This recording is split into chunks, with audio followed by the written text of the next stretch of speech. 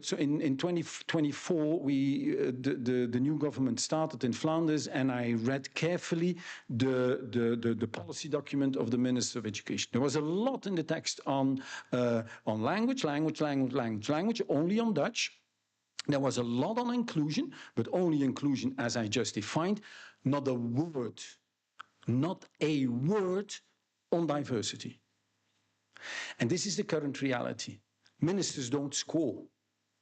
They don't score with diversity currently in the European context, and specifically not in Flanders. My apologies for such a negative picture, but it is the reality.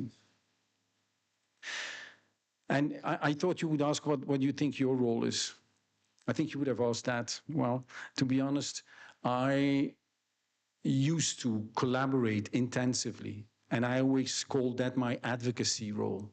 I used to collaborate intensively with policymakers. Now I stopped. But what I do, and that's what I just said, I go to schools, much more bottom-up, and it's fantastic. Every time I go home, I feel happy with the fact that, okay, but I do think that in our context, as researchers, in our role, in our societal role we have, again, in our context, it isn't worthwhile now talking with politicians, unfortunately. But we can do a lot bottom-up with principals, with teachers, with teams.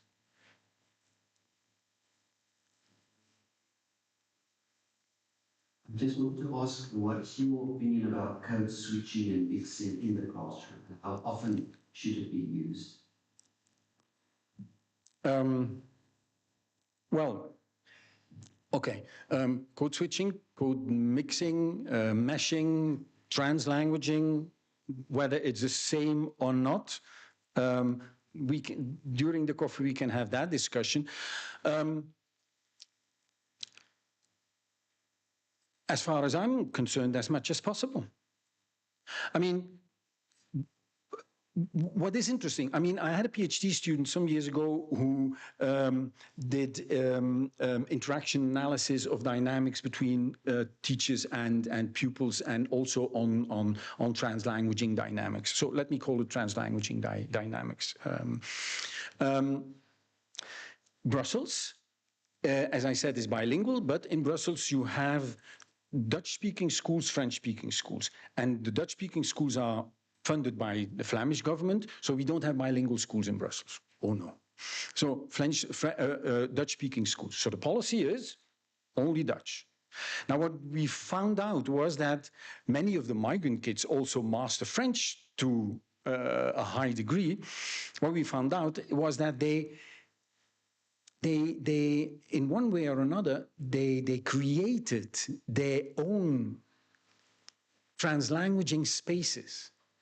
And what was interesting, that the teacher often said, okay, I understand that you don't understand the word. You're allowed to explain it to each other in French, but only now, just for 1 second.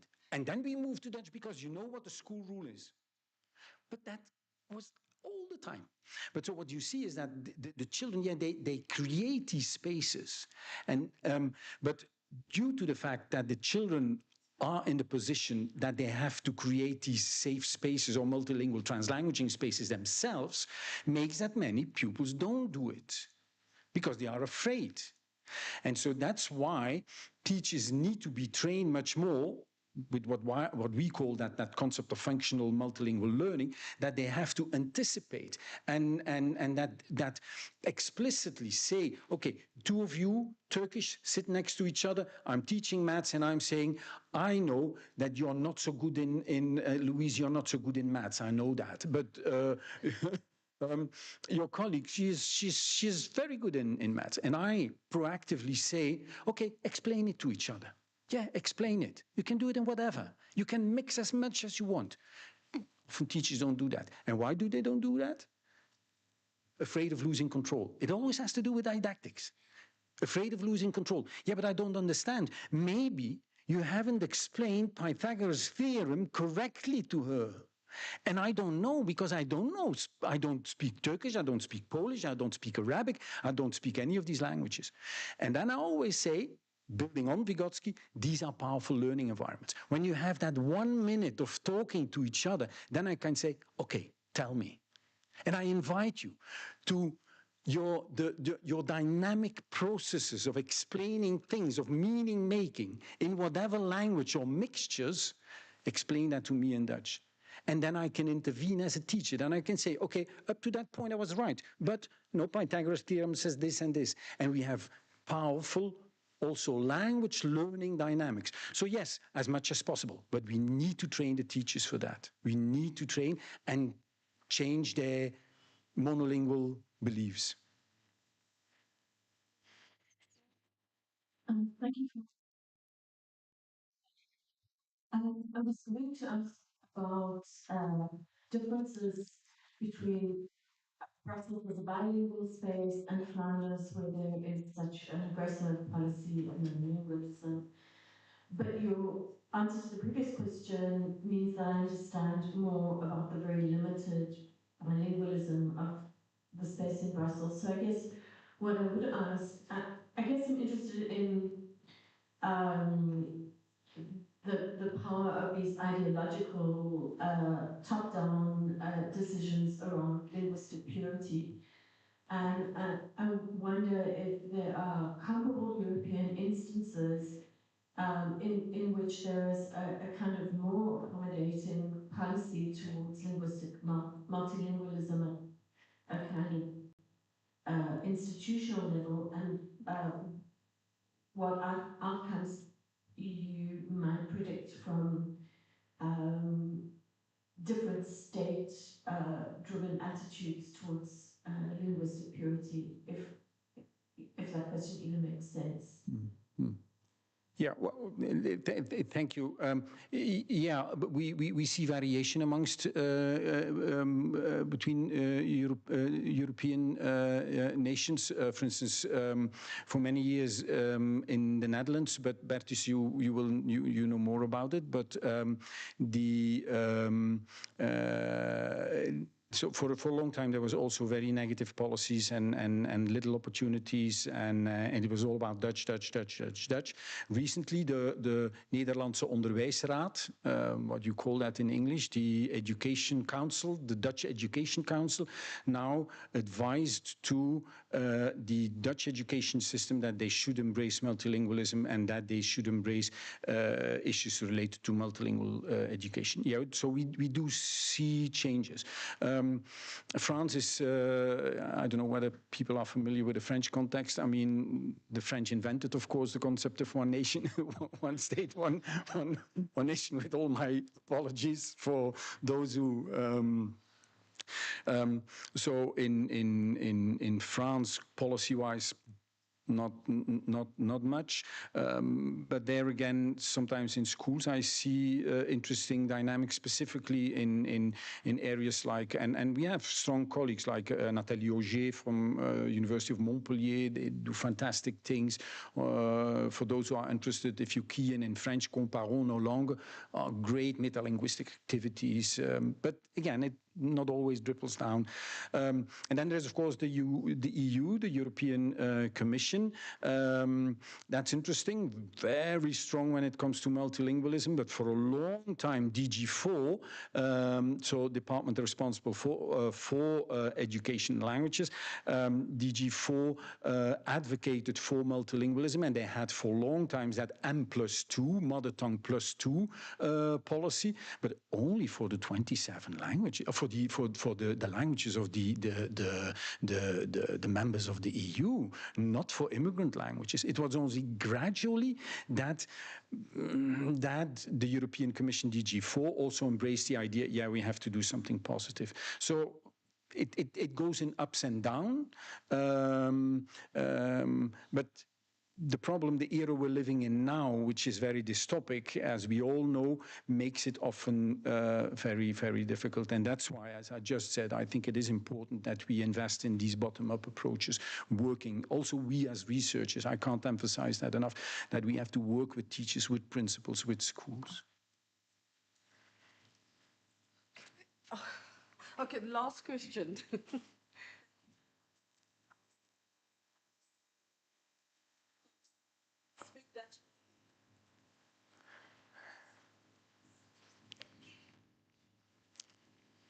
was thinking, could the speak that only actually be more inclusive with the risk of creating tribalism, like playtime, then all the Ghanaian children go here and speak Ghanaian, and Turkish speak. I'm just thinking about it. Oh, yeah, no. And then the other question is, for third generation, let's say Turkish students, they can actually read Turkish or they just speak Turkish?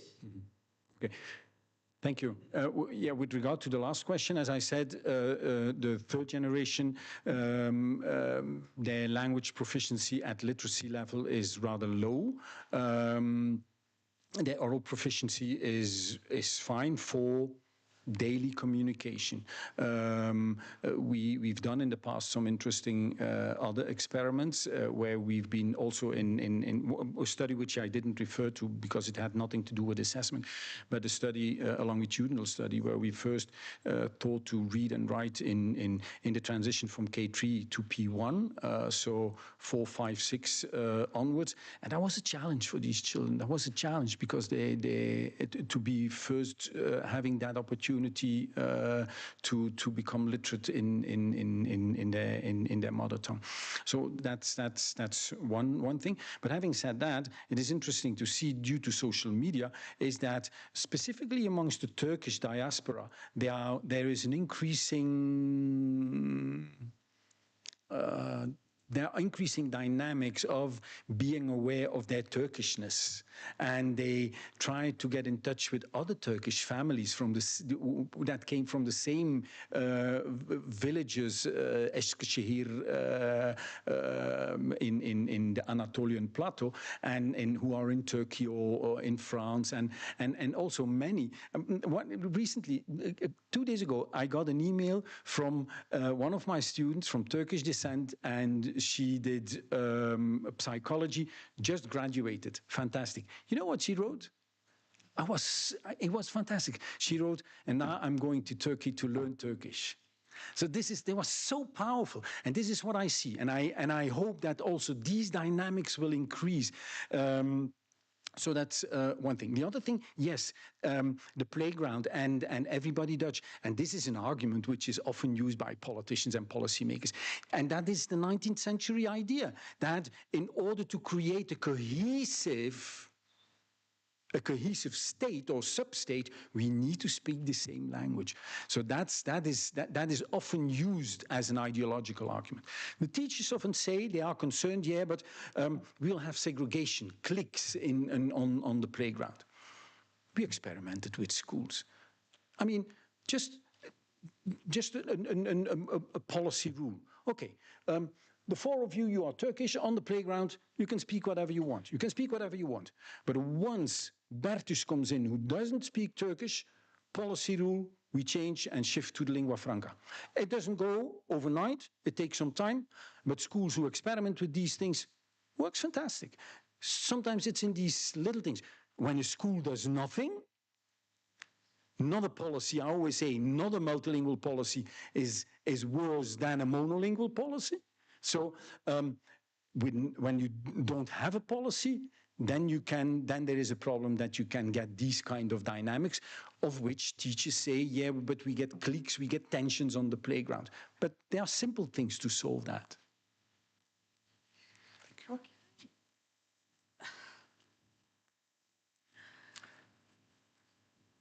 So, wow, thank you so much, Professor Van Avermaet. It was wonderful. I think UD deserves another round. Thank you for the small person of showing. This is to you. Thank you. Okay, you can take a picture of us. Or further. Me? A picture. Okay, wait. Now I want all the keynote speakers to come to the front, please. All the keynote speakers. Oh. With the gift. Oh. Yes, of course. With a gift back. Unisa? Okay, good. Yeah, sure. Thank you. Okay. Can you come all stand in front here? Please, Pete, stand in front. Okay, good. Can you all stand in front? Dr. Shandu, don't leave. Can you stand with our keynote speakers, please? And Deirdre, can you also come?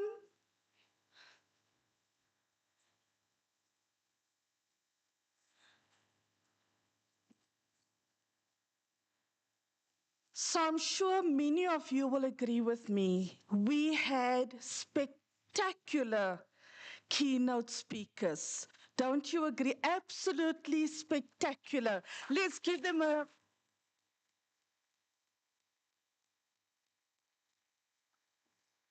It was just wonderful to have all of them presenting their research and, you know, just in embracing us with their knowledge.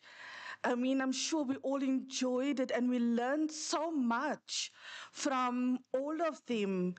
I'm so happy and pleased and proud.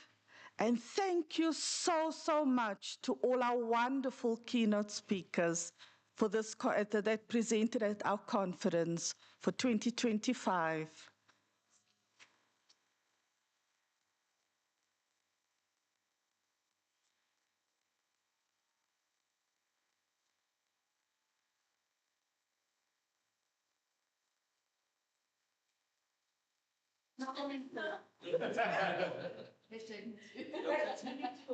Yes. Okay. Cheese. Cheese.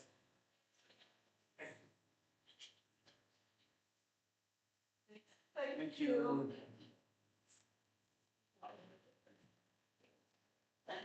Okay. I have to collect all my things. Oh, yeah.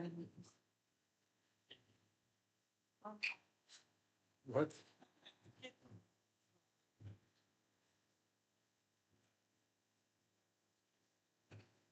Okay.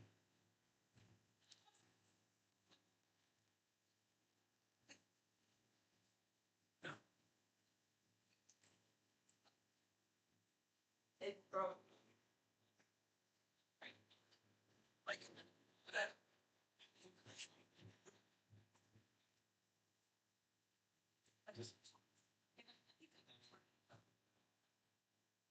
Okay. But before I need to apologize to you, dear delegates, one, just as another few announcements, the water fountains outside are working now because the conference team managed to get one of those very large containers of water, so there is water outside.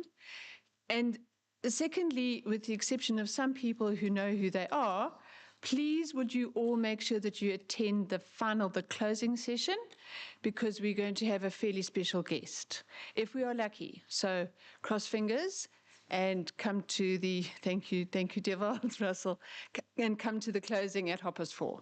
Thank you so much, and do enjoy your tea.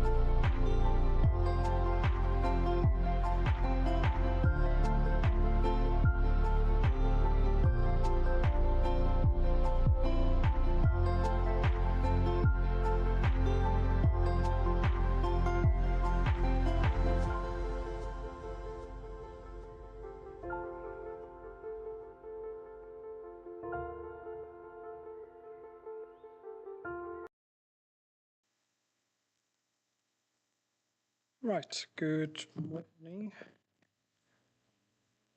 Right, this is my title, Rethinking Ecologies of Disruption and Climatic Regimes in Achebe's Post-Colonial Worlds. I don't want to make the assumption that all of us have read Things Fall Apart, but some of us read it against our will because it was prescribed as a text that in our undergraduate courses. So I was very anxious as I was preparing for this presentation, knowing the barrage of questions that is going to come as a result of this presentation.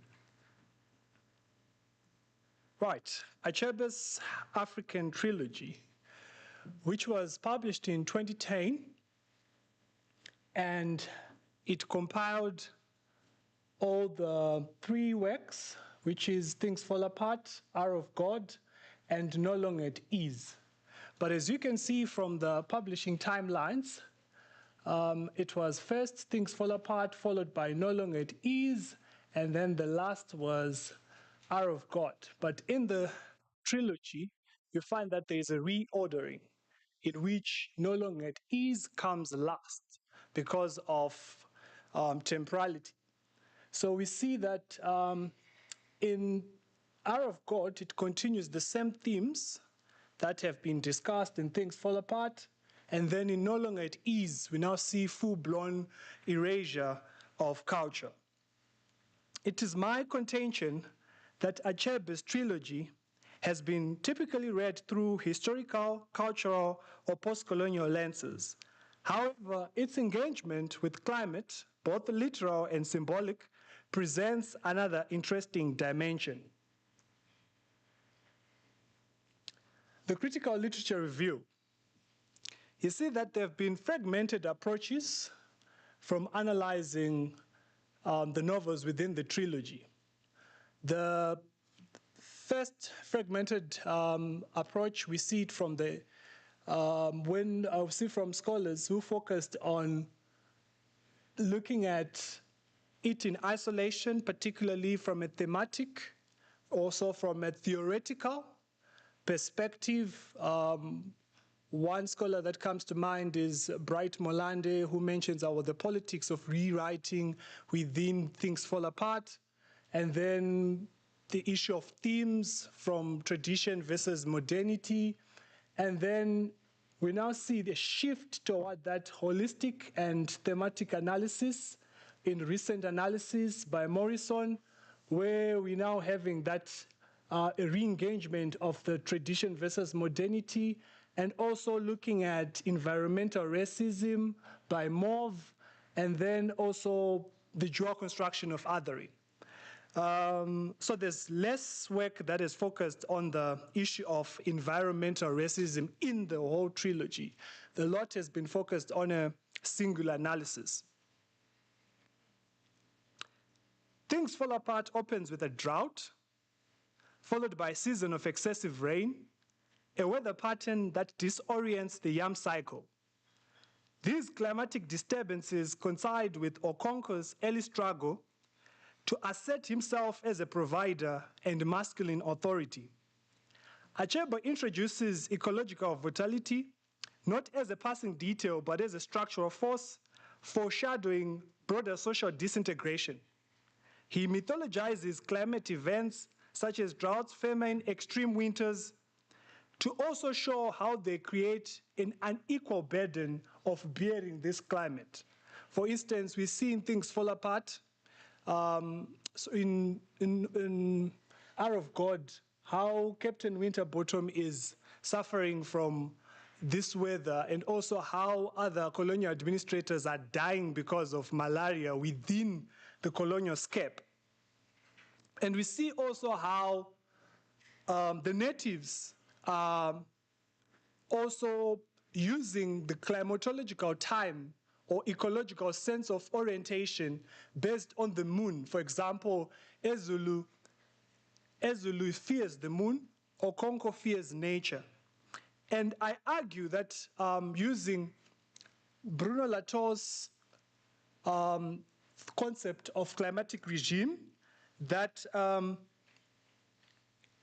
that nature or even climate is an omnipresent character within the scope of the trilogy, in which when we see a certain or a harsh weather pattern, it foreshadows and acts as a premonition or premonitory nature of how or what is coming.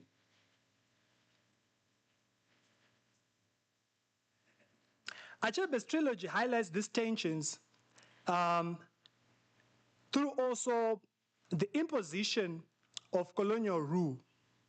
In Things Fall Apart, Achebe portrays the Igbo people as living in harmony with their natural environment. The land is deeply respected with the rituals, festivals, and customs that reflect a shared responsibility towards its preservation.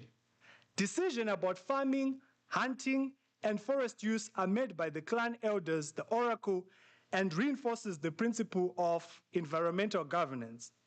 However, I also argue that inasmuch there is environmental justice and environmental governance, there is also extractive tendencies within the Igbo society. For example, the excessive tapping of palm trees, the deforestation of virgin lands for their farming and building of houses, which also causes climate change. We also see how there is this power struggle. For instance, Ezulu's access to and control over festival and natural resources, which shape power relations in the society. Decisions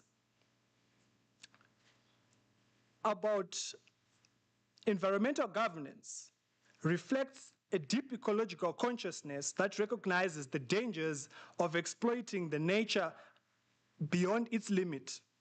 This understanding is embedded not only on agricultural practices, but also in spiritual and social customs. One striking example is the Week of Peace, a ritual period which violence, conflict, and even farming with tools are strictly forbidden. Functioning much like a fallow period, it allows the land and the community to rest and regenerate before the demanding yam planting season begins.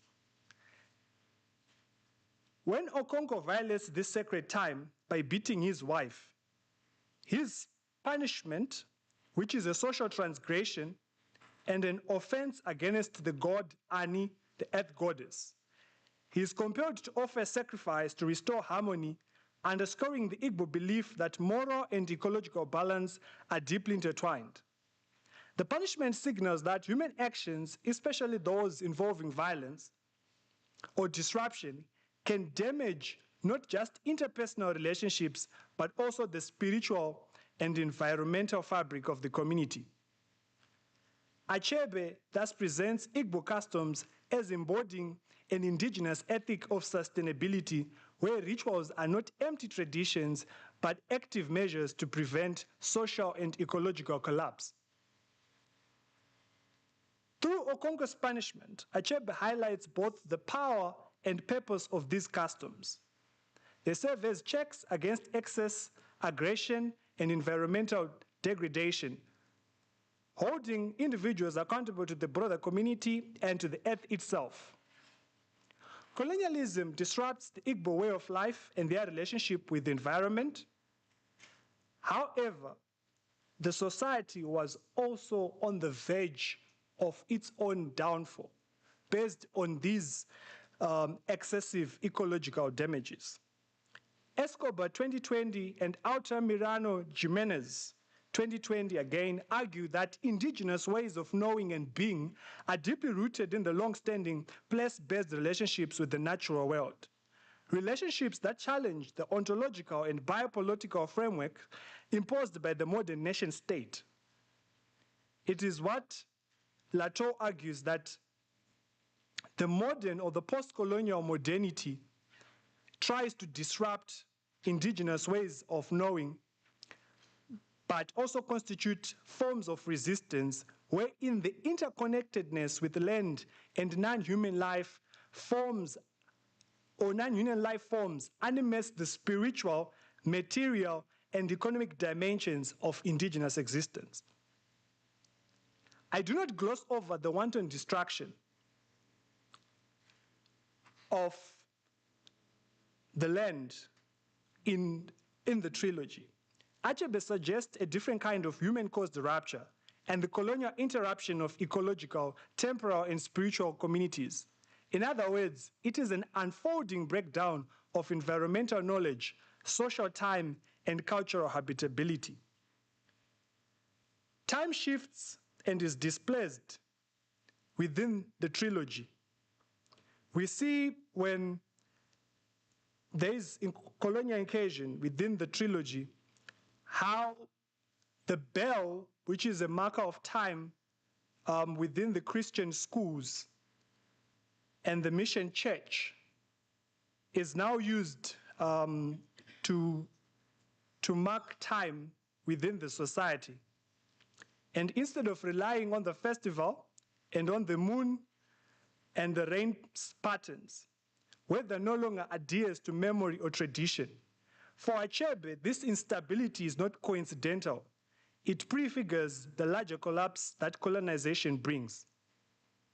The shift from a cyclical cosmological time to the extractive linearity of colonial modernity that overrides local ecologies, cultures, and futures. For Obio Konko in No Longer at Ease laments how Europeans claim to teach other nations how to live. In No Longer at Ease, Chinua Achebe illustrates how colonialism was fundamentally a system of resource extraction, of land, labor, minerals, and agriculture, which were all engineered to serve the interest of European empires. This extraction was inseparable from the destruction of ecosystems, the displacement of indigenous communities, and the imposition of exploitative infrastructures, such as plantations, railways, and mining operations. This colonial machinery did not only plunder material wealth, but also entrenched a culture of bureaucratic control and moral compromise, laying the foundation for the systemic corruption that becomes endemic in the post-colonial state. Corruption, as depicted in the novel, is not an aberration, but a direct legacy of colonial order, built on exploitation, hierarchy, and the normalization of ethical erosion in pursuit of profit. When Ezulu refuses to give the date for the Yam Festival, it gives an opportunity for neighboring communities who had stocked yam and were not subscribing to cultural values of waiting for the oracle to announce the date. So because of commercial interest, they were now selling their yams, which were considered as foreign yams. And we start seeing a slow disintegration of these cultural values, where they started harvesting bit by bit within their homestead and moving slowly to their farmlands. And we also see that Ezulu, who had sent his son Oduche to the Christian school and was supposed to tell them that the missionaries were planning for everyone who was affected by the famine to bring an offering of the same yam that they were not supposed to harvest and to be as an atonement for their sin. So there's that division now within the society on what to subscribe: a merciful Christian God or an angry Ulu. So at the end of the day, it is only a Zulu when he announces that we see a shift, but he has already lost power and belief of the local community. Also, corruption is not a result, or corruption and bribery is not only a result of colonial encounter.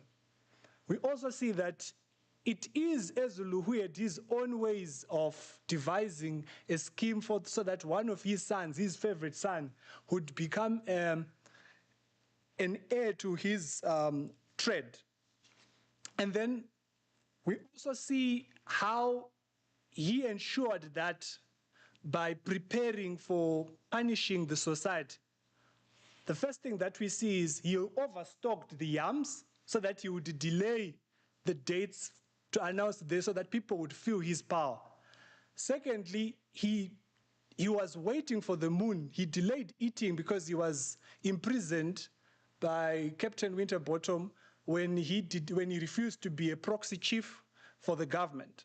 So it is only through that deliberation that we see, even when his son boxes and cages the python, he's not punished as was supposed to because he's a son of the oracle.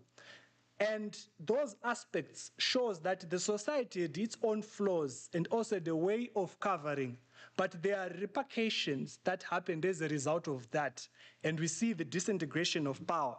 In conclusion,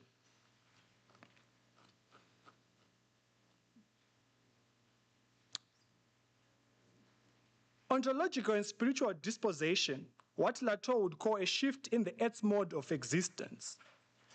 The forest, once sacred, once feared, becomes desacralized. The taboos once regulating human interaction with land are discarded. Nature, once part of a negotiated ritualistic relationship, is now framed as primitive. And it is this mediation on the kind of climatic regime shift that Lato articulates not only a change in weather patterns or planetary system, but a violent reordering of the symbolic, ecological, and political coordinates of life, where those with the least power are made to suffer the consequences of dislocated cosmologies and broken worlds. I thank you.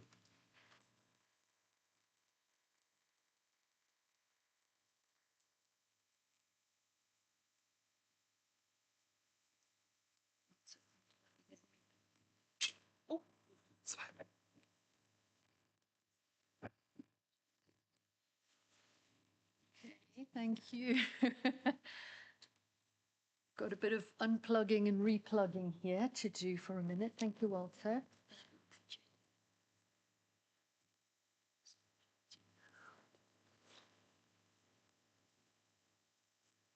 So next is Sanaliso Tambo from Unisa, and her paper is Narration, Language and Identity in the Formulation of Self-Identity. So we'll just take a minute to set up. Is this at the right height for you?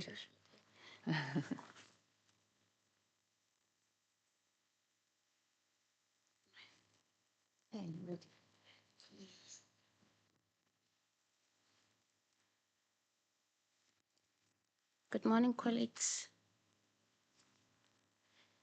So the paper that I'm about to present is actually taken from my PhD project. So it is a work in progress. So I would appreciate the comments after so that I strengthen my paper.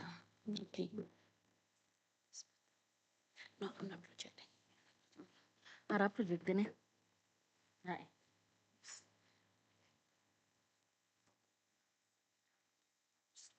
All right. So I'll give a brief synopsis of the autobiography. It's titled "Strikes Have Followed Me All My Life," and it was written by Emma Mashinini. In this autobiography, she describes her upbringing in Sophia Town and the social norms and family dynamics that define Mashinini's identity as a woman. The autobiography follows a journey as she transforms from a submissive and docile housewife to a factory worker who rises to prominence as an independent trade unionist and activist. She forges her political identity by positioning herself at the center of her community to derive the moral authority to speak for herself and on behalf of others who share her sense of community. Her experiences are intricately intertwined with their struggles against apartheid, social injustices, and entrenched gender roles. She confronts these challenges to make sense of herself, her womanhood and political identity. Thus, her experiences echo the argument that in the case, I quote, in the case of colonized cultures, as in this country, South Africa, autobiography has often been read in terms of its function as psychic survival, giving form and meaning to a sense of selfhood that the disruptions of racism have threatened. This is according to Driver 1991. So it is in her workspace that Mashinini initially confronts the challenges of racial disparities and segregation, amongst others.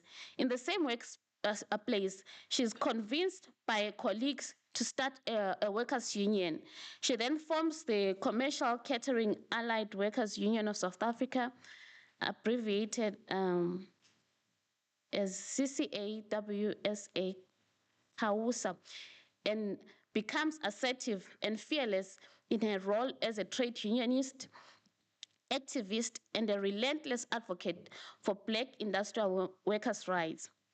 Her participation in the labor movement through Kawusa and other unions, as well as her resistance against apartheid injustices, defy the conventional patriarchal expectations imposed on women. For women and writers such as Emma Mashinini, I quote, the autobiographical act is often seen to provide a space within which the female subject develops a sense of self prohibited in a male-dominated culture. Emma Mashinini's experiences are underpinned by recurring motifs of strikes and protests, as suggested by the title of her autobiography, Strikes Have Followed Me All My Life. So these motifs and symbolic markers that simultaneously suggest her fortitude to challenge both the conventional gender norms and oppress women in apartheid formations. When she is detained in Pretoria Central Prison without charge and later transferred to Johannesburg Prison, her body is strategically positioned to underscore her resilient political identity. I read the placement of her body in prison as a metaphor for unveiling apartheid's brutality, as well as her unwavering resilience in constructing both her political identity and womanhood. Her resistance and occasional protest to the harsh prison conditions shape alternative roles of women within the broader struggle against apartheid injustice. In this autobiography, agency, determination, and resilience become Mashinini's defining attributes. So this was a brief synopsis of what is taking place there in her narrative. So I'll move on to the introduction. This paper explores how Mashinini's narrative strategies shape the reader's understanding of her political identity and womanhood. It explores how she employs language to construct her political voice, visibility, and self-identity as a woman.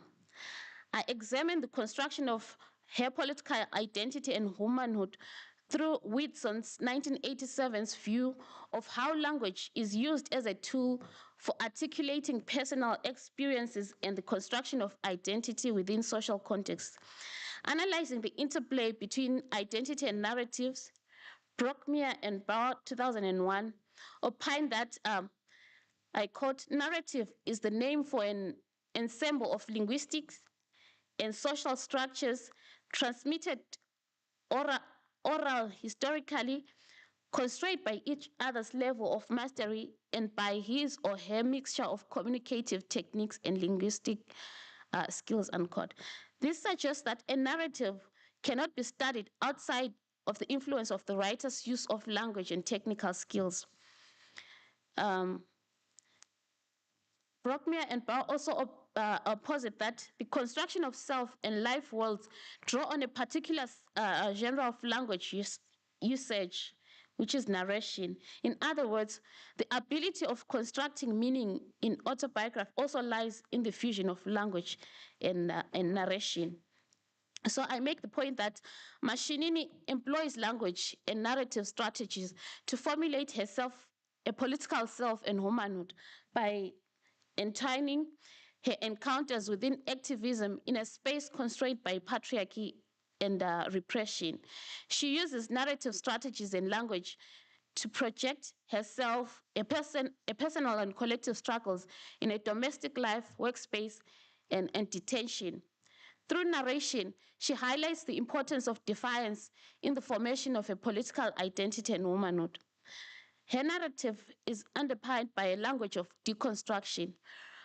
Just from the beginning of a narrative, she establishes an unwavering and resilient womanhood that seeks to deconstruct the oppressive forces of both patriarchy and apartheid. For example, she highlights this in a disposition as she says, I quote, "I've always resented being dominated.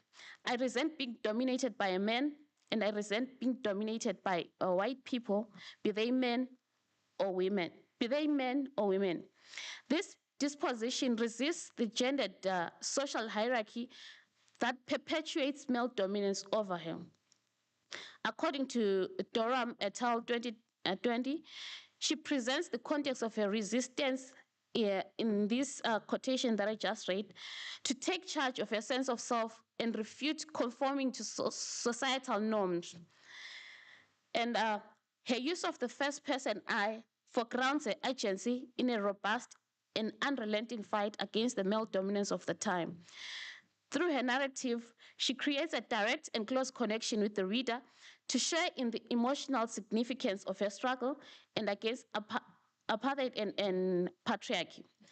Analyzing the use of the first-person narrative in feminist narratives of resistance and patriarchy, Perumal 2007 states that the first-person accounts are required to understand the subjectivity of a social group that is muted, exercised from history, and invisible in the official records of their culture. This suggests that the first-person narrative is crucial in reflecting the subjective experiences of the marginalized subjects and the silenced voices within cultural narratives. In the context of Mashinini's narrative, the first-person narration brings to the fore her identity and womanhood, which are symbolic of the wider and often silenced and marginalized identities of women during the apartheid era. This echoes Whitson's 1987 view that language is sometimes employed to construct the self in relation to social context. Hence, she deliberately emphasizes resentment to her dual oppression of, or the oppression of double pole, according to Kubat 2021, that manifests itself through patriarchy. Mashinini's agentic utterances suggest that her womanhood is a product of conscious struggle to dismantle societal and historical norms that subordinate women. This perspective indicates how Mashinini's womanhood shifts from lenses that define women as victims of oppression to women as actors in political history. Her shift of perspective from victimhood to agency presents an empowered womanhood that provides a platform for her to engage the apartheid political landscape. She uses emotive language that appeals to the emotion of the reader. She has that deliberate usage of words. For example, the repetition of the word resent and resented suggests both an emotional and intellectual attitude against domination. Her resentment of domination by both white men and women underscores her unwavering political advocacy for individual and collective autonomy. As such, Mashinini weaves language with the struggle against hegemonic institutions to engineer a new social order in which she is in control of a common destiny. That is according to J 2009. This concurs with Harlow's 1987 argument that weaving language with the struggle is crucial to an oppressed people's resistance to domination and oppression and an organized liberation movement. Mashinini epitomizes Halle's argument as seen in how she uses language to resist oppression through her narrative. Again, Mashinini's autobiography uses language to criticize the patronizing patriarchal system by interlacing her personal experiences with her knowledge of human rights. She does this through her recurring theme of paternal neglect to symbolize her broader experiences of rejection within patriarchal structures. Upon reuniting with her estranged father, who abandoned them when she was 15, and thus compelling her into an earlier marriage at 17, she remarks, "He kept on making commitments, but never followed them. I think that was my first fight for human rights, my own right to have a father." This quote provides insight into Mashinini's personal experiences and motivation that shaped her activism and advocacy for human rights. This means that her understanding of human rights is deeply entrenched in her personal experiences and struggles for autonomy and dignity. The language she uses through Witton's framing reveals the intricacies of power relations in her family and broader context of their society. In the absence of her father, who is a symbol of a patriarchal figure, leaves a void in her that is defined by persistent feelings of rejection. Her void is accelerated by his failure to fulfill simple promises. Her failure to reconnect with her father simultaneously mirrors her personal betrayal and rejection in a society that rarely values the presence of women. In other words, Mashinini employs the theme of paternal neglect to capture and criticize patriarchal injustices. The paternal absence is symbolic of the wider patriarchal rejections that women like Mashinini endure within apartheid's patriarchal structures. However, searching and finding a father becomes a form of resistance to paternal absence that is a symbol of a failure to acknowledge her history and identity. In Witton's concept, language is a resistance tool. Through her assertive words, "My first fight for human rights," she does not only announce her rights consciousness, but also a struggle to right the wrongs in society, beginning with the father's dereliction of responsibility. Mashinini highlights the oppressive dynamics of both patriarchy and apartheid through juxtaposing her responsibilities with those of her husband. These dynamics underscore her activism that shapes her political identity. Although quarrels and lack of economic stability might have led to her divorce, by juxtaposing her working hours with those of her husband and balancing them with her domestic responsibilities, Mashinini contests entrenched patriarchal and apartheid ideologies. This is confirmed, for example, in a statement that I would get home at 7 p.m. And in winter, this is her direct words. It was pretty dark. When I get home, I'll start making fire on my coal stove. My husband will not be rushing home. What will he rush to come home for? When he got out of his job, he'll go wherever he wanted to.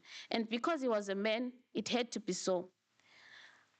I couldn't question him. And anyway, when he got home, my time was interfered because I had to have water to give him to wash his hands. Not just ordinary cold water, but warm water.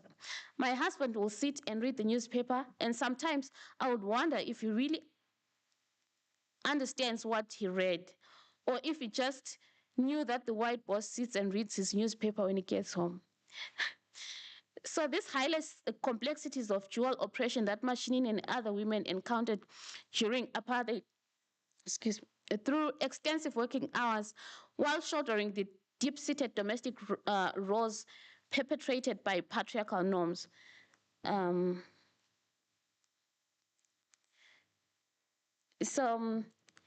conclusion,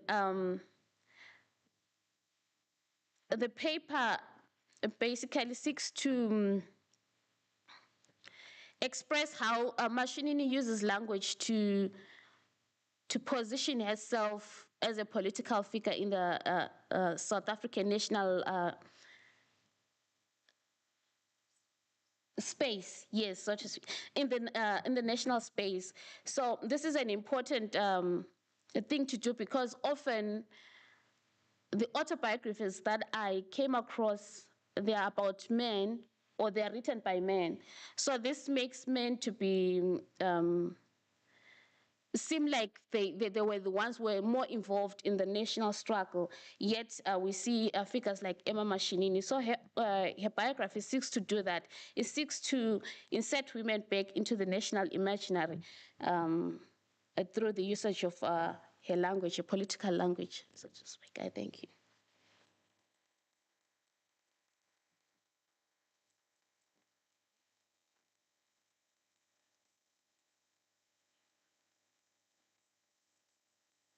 Okay, thank you, Sanaliso.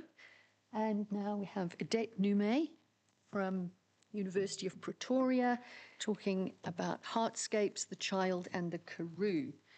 Do you need... Let's see if we can... This baby up. Yeah, we want to see these pictures. Oh, hang on, let's go to slideshow. No, it's not coming up. It's a picture of you. There we go. All right. Right. Emily Hobhouse, who met Olive Schreiner in 1902, wrote, "It is hard for my unskilled pen to find words to describe your South African Olive. One gained breadth and grandeur from her. She gave me the illimitable feeling of the felt." This identification of Schreiner's personality with the landscape that she grew up in invites us to look at her and other authors who returned again and again to the Karoo landscape in their work. When they describe children in that landscape, what are the interactions that shape these children? And how does the landscape inform the author's recreation of it, moving from landscape to wordscape? Olive Schreiner's The Story of an African Farm is widely held to have drawn on her own childhood in the Karoo in the 1850s and 1860s. Pauline Smith's Plutkop's Children renders her own early childhood in the 1880s and early 1890s. She depicts herself in the text as the Paoli one. F.A. Venter's Cambrio Kind is an explicitly autobiographical account of his life into the drought years of the late 1920s. It is noticeable that all three titles reference place as definitive for the story. Even where the children are the focus of the story, that story is unthinkable without the landscape. I argue that an important aspect of the landscape in these works is precisely its ordinariness to the characters and to the authors. It is the backdrop to their lives, familiar, taken for granted. The materiality of the land molds what they do, how they think, and some of the boundaries within which they function, and their memory of the land themselves and of the adults around them. This materiality also allows these texts to stand as socio-historical documents of their cultural moments in these spaces, covering different parts of the Karoo at different times. Schreiner grew up and traveled extensively in the eastern and southwestern parts of the Karoo, marked with the two stars on that side. And then Venter operated mostly in the northern parts and up towards the Kalahari. You can see that star close to the Namibian border as well. And Smith lived around Oudtshoorn in the milder and fertile Klein Karoo. Schreiner was born in a mission station in the Wittebergen near what is today Herschel in the northern mountains of the Eastern Cape in 1855. When she was about 5, the family moved to Heeltown, a journey of about 5 weeks by ox wagon. When she was 11, her father moved to near Balfour, and around the age of 13, she joined her elder brother and sister in Cradock, which is now Nguba. And then she lived with various relatives and acquaintances in Burgersdorp, Kraai River, Lesotho, Dordrecht, traveling via Queenstown, now Kumani, to Hertzog, which is one of the furthest south on this map. And finally, from there to Kimberley, which was then known as New Rush. Via Beaufort West, she goes to Fraserburg, then travels to Cape Town, sailing back to Port Elizabeth, and she treks back to Hertzog via Grahamstown. She then teaches as a governess in various families in Colesberg, Klein-Gunnahoek, Ratelhoek, and the Tarka district. And she visits her mother 3 times as she goes there between 1876 and 78. And she moves to Cradock around 1879, finally leaving for England in 1881, returning 1889, when she lives in Maatjiesfontein. And you can see how far west Maatjiesfontein is. I mean, you can see this enormous amount of traveling. I mean, these are modern maps marking the distances over 2,500 kilometers. And all of this was traveled, of course, in ox wagons and horse carts and donkey carts. She lives in Maatjiesfontein, then she meets Cron Conrad in 1892 in Gunnahoek. She marries him in Middelburg, and they live for a while in Cradock, where her daughter was born and died the same day. Schreiner opens her novel with a disclaimer regarding what the writer in Africa does. These brilliant phases and shapes which the imagination sees in far-off lands are not for him to portray. Sadly, he must squeeze the color from his brush, dip it into the gray pigments around him. He must paint what lies before him. So let us look at 2 descriptions that focus on the landscape. The full African moon poured down its light from the blue sky into the wide, lonely plain. The dry, sandy earth with its coating of stunted karoo bushes a few inches high, the low hills that skirted the plain, the milk bushes with their long, finger-like leaves, all were touched by a weird and an almost oppressive beauty as they lay in the white light. In one spot only was the solemn monotony of the plain broken. Near the center, a small, solitary kopje rose. Alone it lay there, a heap of round ironstones piled one upon the other. Here and there, a few tufts of grass or small succulent plants had sprung up among its stones, and on the very summit a clump of prickly pears lifted their thorny arms. At the foot of the kopje lay the homestead, a square red brick building with thatched roof. And I'm giving you a daytime photograph of the milk bushes in the foreground there. Note 2 aspects of this description. One is the personification of the plants, the land, the moon, and in the next extract I'll show you the sun. The other is the connection between the land and the human construction in it, the homestead. Here then is the equivalent by day. The farm by daylight was not as the farm by moonlight. The plain was a weary flat of loose red sand, sparsely covered by dry karoo bushes that cracked beneath the tread like tinder and showed the red earth everywhere. Here and there, a milk bush lifted its pale-colored roots, rods, and in every direction the ants and beetles ran about in the blazing sand. The red walls of the farmhouse, the zinc roofs of the outbuildings, the stone walls of the kraals all reflected the fierce sunlight till the eye ached and blenched. No tree or shrub was to be seen far or near. The 2 sunflowers that stood before the door, outstared by the sun, drooped their brazen faces to the sand, and the little cicada-like insects cried aloud among the stones of the kopje. Again, there is the insistence on the humans in this space, as well as animal life. Here, specifically the insects that seem to be the most active living creatures in the dry heat.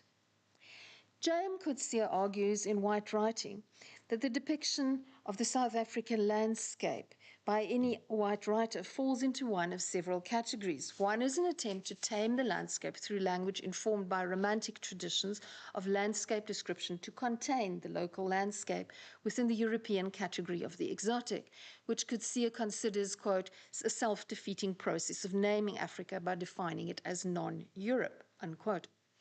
This problem informs Schreiner's disclaimer, but it does not dissuade her from writing this landscape as not exotic, but as the inevitable setting. Another trend, according to Coetzee, is to display an uneasy, even hostile relationship with the landscape as an alien space in which the felt becomes inscrutable and indifferent. And we will see that play out in some of the other descriptions, but perhaps not for the reasons that Coetzee suggests. According to Coetzee, Charles Eglinton's poem Old Prospector abandons this prospect view of an older colonial pictorial art linked to conquest and domination in favor of a humbler, homegrown art of closely rendered particulars grounded on love of and intimacy with the land as soil. The true South African landscape, he says, is of rock, not foliage, and therefore the South African artist must employ a geological, not a botanical gaze, and this speaks to Eva's paper, of course. But perhaps, as we shall see, the landscape may be both and various other things too. For Schreiner, the Karoo has always been an inhabited landscape, as Waldo notes. Lyndall, has it never seemed to you that the stones were talking with you? Sometimes I lie under there with my sheep, and it seems that the stones are really speaking of the old things, of the time when the strange fishes and animals lived that are turned into stone now, and the lakes we hear, and then of the time when the little bushmen lived here. It was one of them that painted those, one who was different from the rest. He did not know why, but he wanted to make something beautiful. He wanted to make something, so he made these. He worked hard, very hard, to find the juice to make the paint. And then he found this place where the rocks hang over, and he painted them. To us, they are only strange things that make us laugh, but to him, they were very beautiful. For a child growing up in the Karoo, it can never be an empty landscape, a space in the abstract. Because it is a harsh region, a source of potential hardship, for survival to be possible for a child, the Karoo must always be inhabited to be a source of life. Nor is the Karoo pristine in nature, or only a space inhabited by wild animals. It is a space of agricultural and pastoral activity, with sheep, goats, donkeys, chickens, sometimes cattle. And for children, happily or unhappily, there must be parents or guardians. For Schreiner's Lyndall and M, parents are absent, making their well-being more precarious, although M's eventual inheritance of the farm does offer her some security, albeit in the face of the rigors of the climate, the heat, the sun, and drought. Even though the children play, and here girls have more freedom than boys, children work too, and we'll see this again in Venter's work. Away beyond the koppie, Waldo herded the ewes and lambs, a small and dusty herd, powdered all over from head to foot with red sand, wearing a ragged coat and the shoes of undressed leather through whose holes the toes looked out. His flock gave him little trouble. It was too hot for them to move far. They gathered round every little milk bush as though they hoped to find shade, and stood there motionless in clumps. He himself crept under a shelving rock that lay at the foot of the koppie. I'm intrigued by the ambiguity of powdered all over from head to foot with red sand. Does this refer to Waldo or the sheep, or both? The entanglement of the child with the landscape and the animals with the land and with him, is clearly depicted here.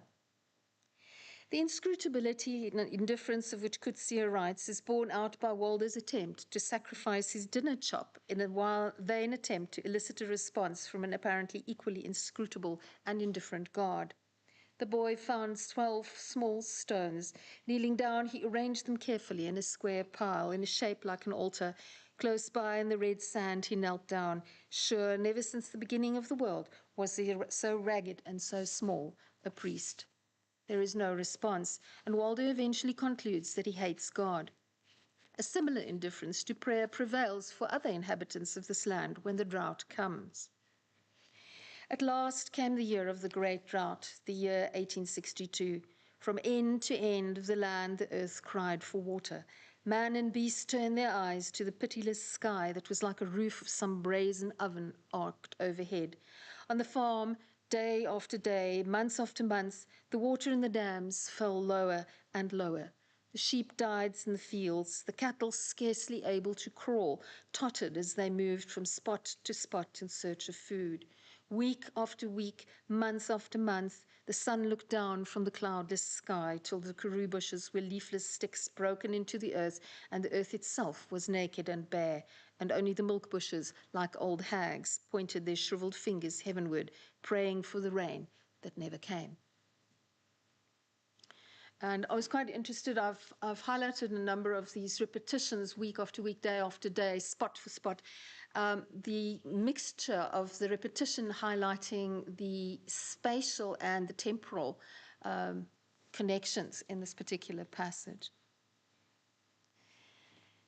In Pauline Smith's Plutkop's Children, the focus is on the children's activities, so the landscape takes a definite back seat, and yet it suffuses all they do, as does the interwoven communal life. The narrator makes a number of journeys to show her the wider landscape of the Klein Karoo. Traveling by cart, she writes, "It was a long drive, always koppies and stones and little brown bushes, and always when you got to the top of one koppie, there was another in front of you, just exactly like it. It was always like that in the veld, you know, and the only other things you see are the most tremendous mountains that you're always getting nearer to, and ostriches and snakes and tortoises." We came to the top of a very steep koppie, and there between us and the next one was the river, and oh, but it is beautiful, with tremendous great red rocks going high up in the sky, and wild white geese flying about among them, and the river far away down below. The narrator, the Paoli one, casually mentions jackals, snakes, and ostriches. Katisha, who looks after the children, uses the story of a golden jackal as an inducement to the children to be good. On days when we have been a wee bit bad, it's us that makes him cry. And she says, if only we'd be good, he'd laugh and laugh across to us to show he understood. In one intriguing scene, insects become part of the human interactions. The children are catching locusts in an old glass chutney bottle in the long grass near the Dutch church in the village, probably Oudtshoorn. And when they see the wedding party of old Frikkie Rademeier pass, and us and the locusts and the chutney bottle were the only people at that wedding, because, you know, everybody said 101 foot in the grave and 3 wives already and 12 great-grandchildren was enough for any man, and old Frikkie ought to be ashamed of himself, but he wasn't a bit. The children and the locusts are not shocked either, throwing into relief adult judgment. Frans Alwyn Venter was born in Hopetown, and he grew up on his parents' farm in the Britstown district on the farm Botterkraal in the fertile Brock River Valley. Here is a description of the farm, Beervlei, near Britstown. And I'm going to give you, I'll read the Afrikaans, you can read the English at the bottom there. Miskien het Miss Eagleton nie van ons ou lang huis gehou nie. Van een bloekom en een soedoring voor die lang klipstoep nie, of die Brakrivier met sy regop geelwalle waarin die uile nes gemaak het nie. Of miskien het sy nie gehou van die gelijkwêreld agter die driedoringbult nie, of die ruie vleie aanderkant die rivier, of die ou klipkraal met die miskoeklaag op sy mure nie. Altemat was dit vir haar te plat, te eensaam en te vaal hier in die Beervlei. The description is interestingly framed through the eyes of France's disapproving governess, Miss Eagleton, whom he describes as curbing his freedom, preventing him from going hunting with his mother or his father, playing on the ash heap with his cousins and Outa Karel Boestaner's children. Miss Eagleton het ons op hok gehou, soos pa altyd ons Kersmisvark op hok gehou het en ons geleer het van die ABC en van Engels. In this explicitly autobiographical text, the landscape is present and powerful, but also instrumental. It is a working farm, which demands its dues from all who try to wrest a living from it. The family is present, stable, and loving. They laugh together and suffer together. After Venter's grandfather died, the farm passed out of the family, and his parents, Herman and Nelly, had to rent the farm Nuwejaarskraal in the same district. The drought of 1927 forced them to trek with their sheep, goats, and donkeys towards Kennard, paying for staning or a night's grazing and water all along the journey towards then West South Africa, now Namibia. They refused entry and had to turn back, finding some grazing and assistance at Kakamas. And then they found a place in the Kalahari where they managed for a year until they heard that it had rained at home, and they returned, only to lose Nuwejaarskral after all, and the Great Depression took hold. The Kambrua, by the way, is a small plant which always looks green, even in the driest of seasons, and his mother calls Francie a Kambrua-kind because of his buoyant nature despite the circumstances. Like Lyndall, Em, and Waldo, he experiences drought, but for the Venter family, this means the long trek to the Namibian border and back with all their livestock. It's an exercise of endurance, unimaginable logistics, and one setback after the other. Even as they leave their farm with a wagon for them and one for their Xhosa helper and his family, a ewe collapses at the gate and his father has to cut its throat to prevent further suffering for the weakened sheep. Die droogte het haar gevat. The drought has taken her, as it takes large numbers of the herd on the long trek. The landscape for these children in these three texts, based on the experiences of Schreiner, Smith, and Venter, is formative. The authors and the characters know the contours of the land, its light, its texture, and its hues, its harshness, and its beauties. As adults writing back, they understand its intractability, but also its irresistible call to their hearts. Perhaps a test whether a landscape is truly a heartscape is where one settles. So where did the three children whose childhoods began in the Karoo end up? Pauline Smith left the Karoo when she was 13 to go to boarding school in England. But she did return on visits to South Africa repeatedly, and she leaves the Platkop's children in her book, her beloved Klein Karoo. Venter worked across South Africa and Namibia as a journalist, but did for a while after retiring farm near Kenhardt and elsewhere before his wife's ill health made this impossible. But his wordscapes in his autobiography returned him to his childhood in the Karoo and the Kalahari. As for Schreiner, having turned the landscape through words into artscapes in which her characters live and move, she returned to her heartscape repeatedly and was indeed buried there on Buffelskop near Craddock.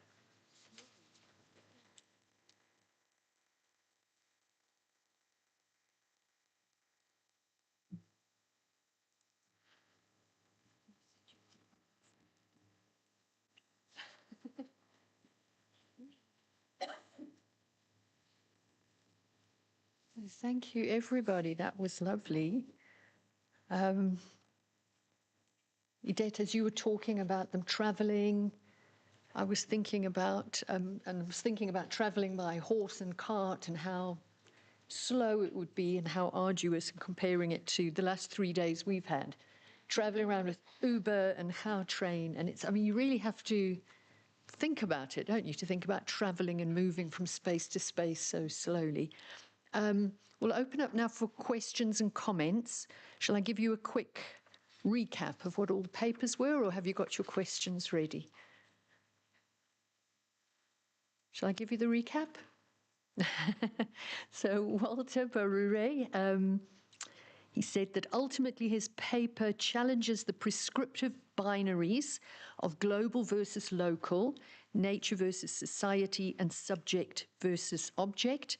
And such a reading positions Achebe's work as an early intervention in post-colonial debates over ecological justice and Africa's environmental future. Sanaliso Tambo, her paper examined the linguistic and narrative strategies in Ellen Kuzwayo's autobiography, Call Me Woman, to explore how Kuzwayo constructs her political identity and womanhood. Oh my goodness. Strikes have followed me all my life. Aha. So I'm reading the wrong. All right, have you got it?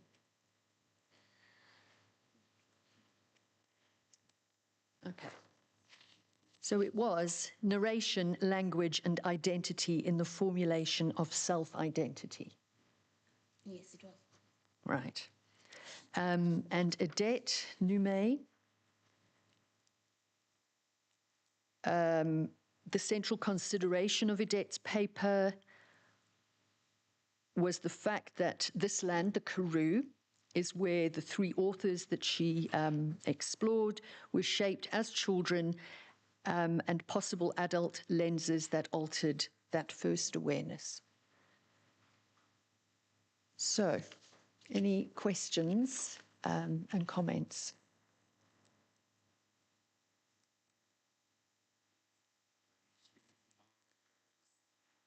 I think we can hear you.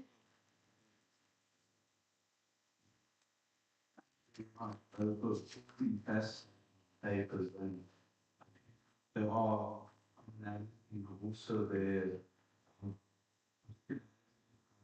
certain space either in Nigeria as is now, or before the colonial nation breaking up into different qualities and so on. Thought that was fascinating in the South African context of it, your paper of the sort of some resource papers, sort of the different ways in which people have experienced growing up in South Africa. Formations, obviously yours, it was a longer time ago than your discussion of Muckleneuk's growing up in South Africa. But I think that obviously these things do shape us, our context shapes us. And I was thinking about how do we sort of think about where is it going at this stage, where are we going, and I think it's mostly for Sanalisa, so my question is resistance to that period, but does she also look forward to where are we now, what is sort of, I'm not sure when it was published exactly, I can't remember the date you said, but it does sort of speak to me to where are we going, and does our context ultimately shape what we are, or do we get to change also and resist some of those shaping influences? I hope that's a fairly cogent question at the end, even though I sort of took a detour to get to it.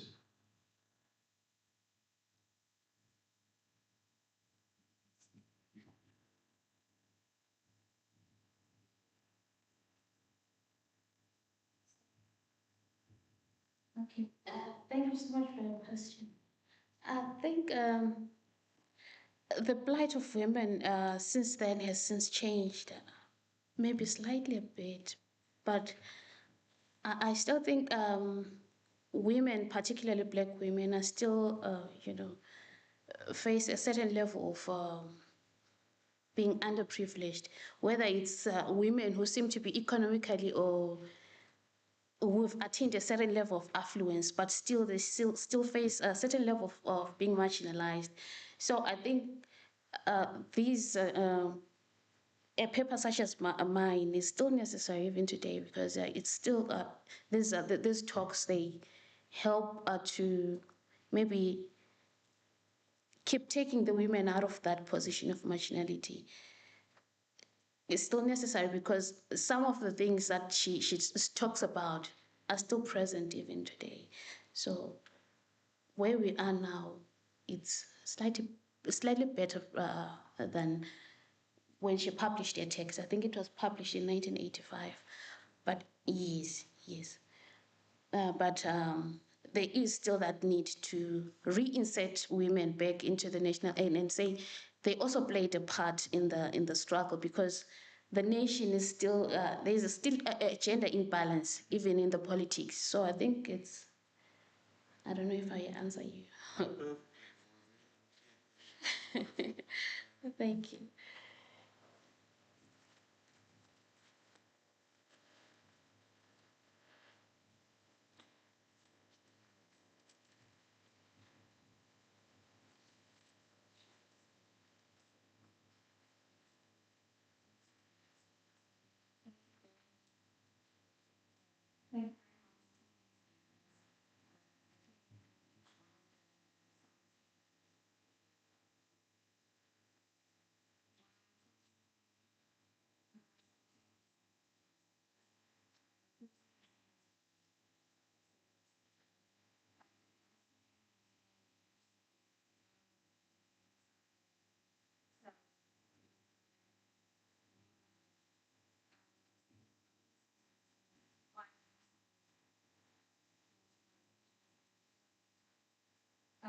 I'm that you know,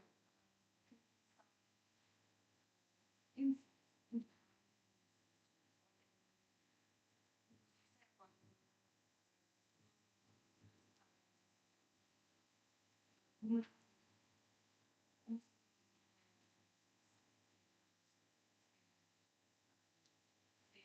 what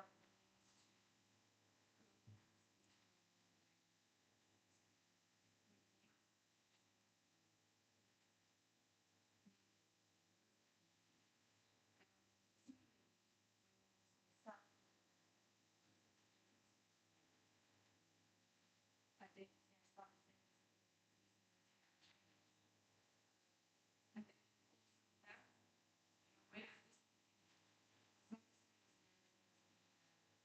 that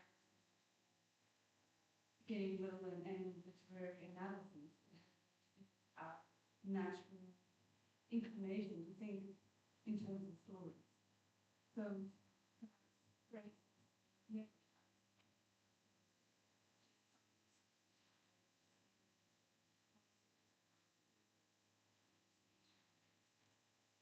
And I think is there but it's cat. So again in my own research and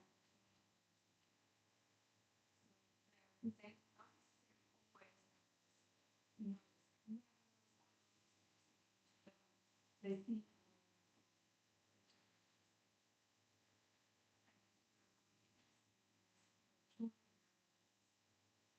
other ways and that in the fact that the actual narrative and how the different shift to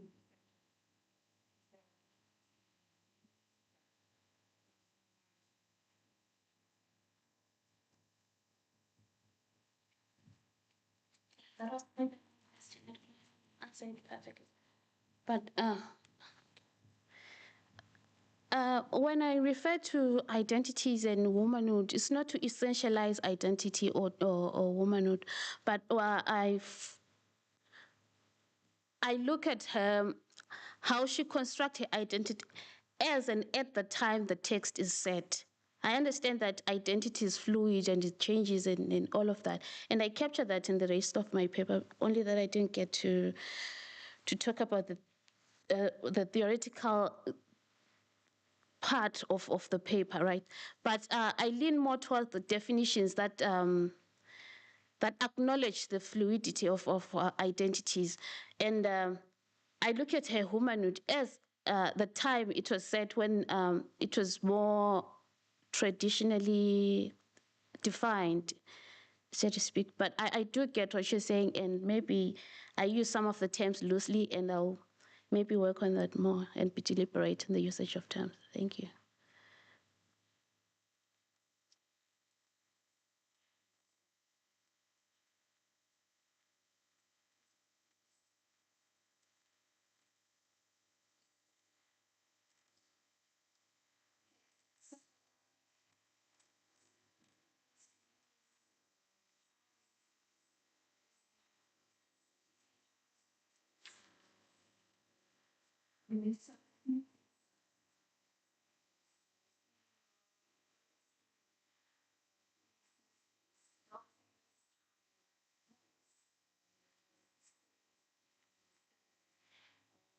But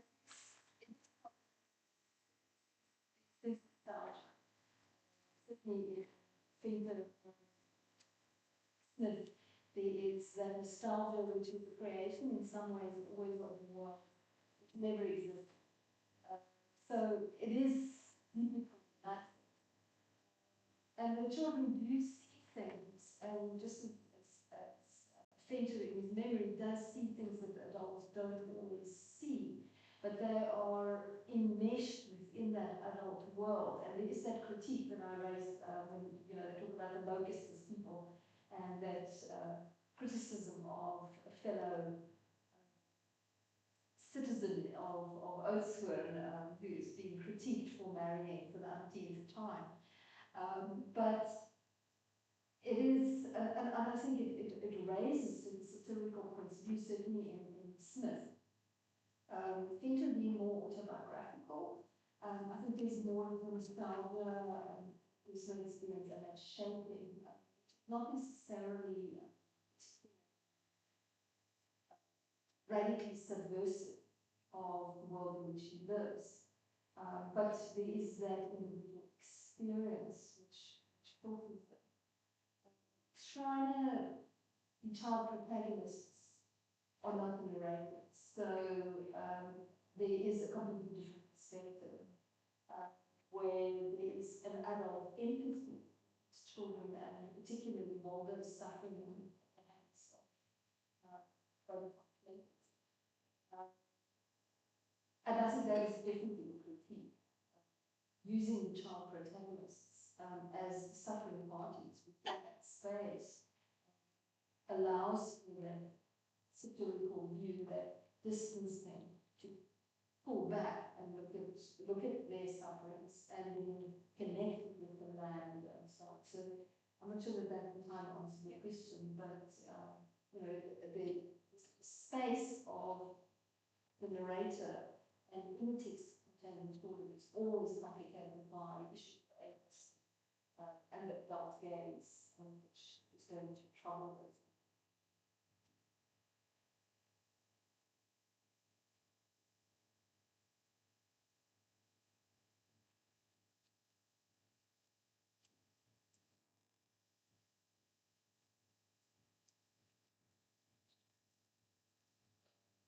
Again, comment.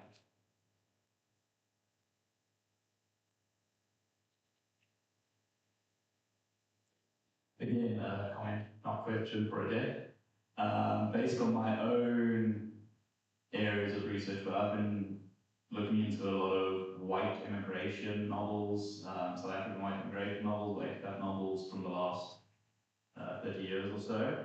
And there's a few common tropes in these novels that I've found related a little bit to how you ended, especially with the hardscape being the place of return.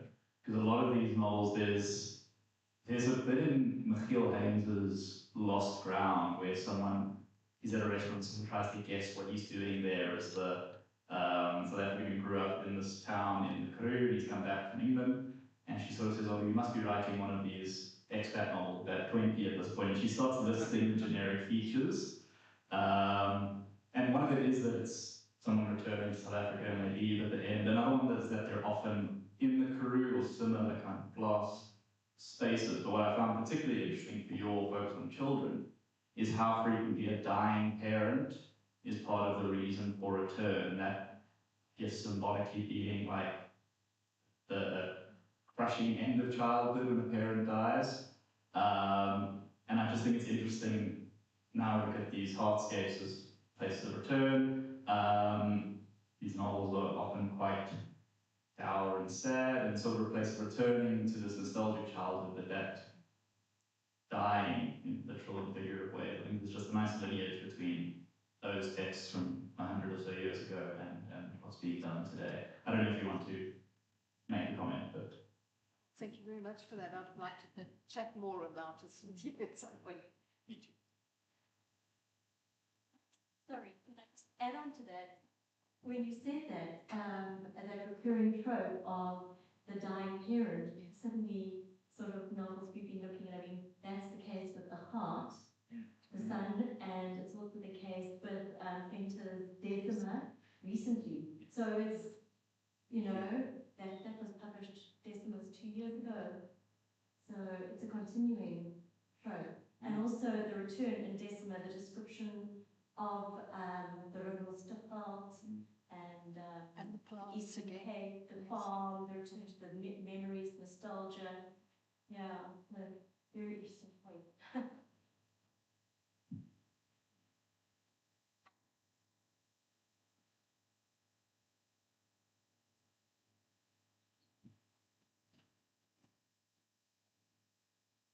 Sorry for the second bite, share yours. I just wanted to ask our first speaker, and I think this also does speak a bit to some of the other things that Udeka has mentioned about Peru's landscape, that it's sort of this almost an alienating landscape in some ways, but it isn't for the young children at that stage. Becomes a nostalgia, sort of fall back to. I was thinking about, in terms of the ecological perspectives in our chair there, I think, do you think that something like the fair-handedness of his representation of characters and so on, I've always, I mean, I haven't read the whole trilogy, I have read Things Fall Apart, as I think most people have, but I think, I always sort of remember the fascinating way in which people sort of suspect, when you hear about a chair, that people think it's an anti-colonial text, and in a lot of ways it is, but for most of Things Fall Apart, it's actually, the first two parts are before the colonial, the pre-colonial stage. We also see that, and I'm getting to my question in a moment, we sort of see that he doesn't depict anyone, any of the characters or any of the landscape in an idealized fashion. It's always, there is that insistence on the reality of difficult circumstances at times. When the colonial administrators arrive, the initial priest is sort of presented as a person who's quite fair fairness is probably a subjective term, but he's much more likable than the man who comes after him. I can't remember the characters' names right now. But it always seems that Achebe is very focused on being critical, but also on being fair-handed and not objective, but in sort of a stance that tries to present things in a, what would one say, not a neutral stance, but a sort of, a balance, yes, sort of a stance that does criticize, and you can see that he is critical of the colonial experience, as is completely understandable, of course, but that there is always that nuance to his depictions. My question is ultimately, do you think that this is also how he approaches the way in which the ecological perspectives are presented? Does this also feed into how things change in the novel? I mean, there's the locust plagues and those kinds of things that he also depicts. Do you think that this is also to show complexity and to show how that feeds into the sort of the way in which things change in the novels? As I've said it. Thank you.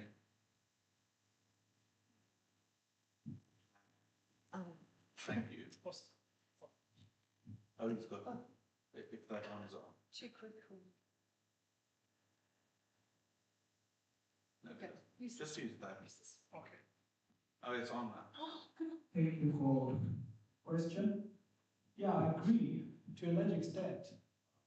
Chebe does show continuities and discontinuities in terms of what people embraced from both parties, from both sections of society. Like for instance, there's an example where Obierika visits Okonkwo when he's in exile. Yeah. And he starts discussing how there is abominable practices that are now being ignored in some societies before the intrusion of the colonial encounter, which means the society was on a slow path of progress. And then the disruptions work back and forth. There has been a reading where most scholars would actually criticize to say, yes, of course, Achebe portrays an African society with its imperfections, but then they make it an idyllic, romantic presentation of a post-society, of which, using ecological perspectives, it shows the unpredictability of weather, and weather as a form of equalizing or climate as an equalizer, that it creates an unequal burden to both the colonizer and the colonized because of its unpredictability. I sort of think of the depictions of Okonkwo's son in that, in sort of his, before the colonizers arrive, he's already very unhappy, and Okonkwo is sort of presented as this figure who is troublesome and he doesn't really fit into the society. That's why it's actually interesting that he's not exactly the protagonist, but in a large way he is the protagonist, and that makes it a complicated novel because one sees that Achebe really is presenting it as not an idyllic situation, that there is this complexity to both before and after the colonial experience, well, during the colonial experience in that novel. Thank you for my fascinating insights and discussion. If I could say so myself.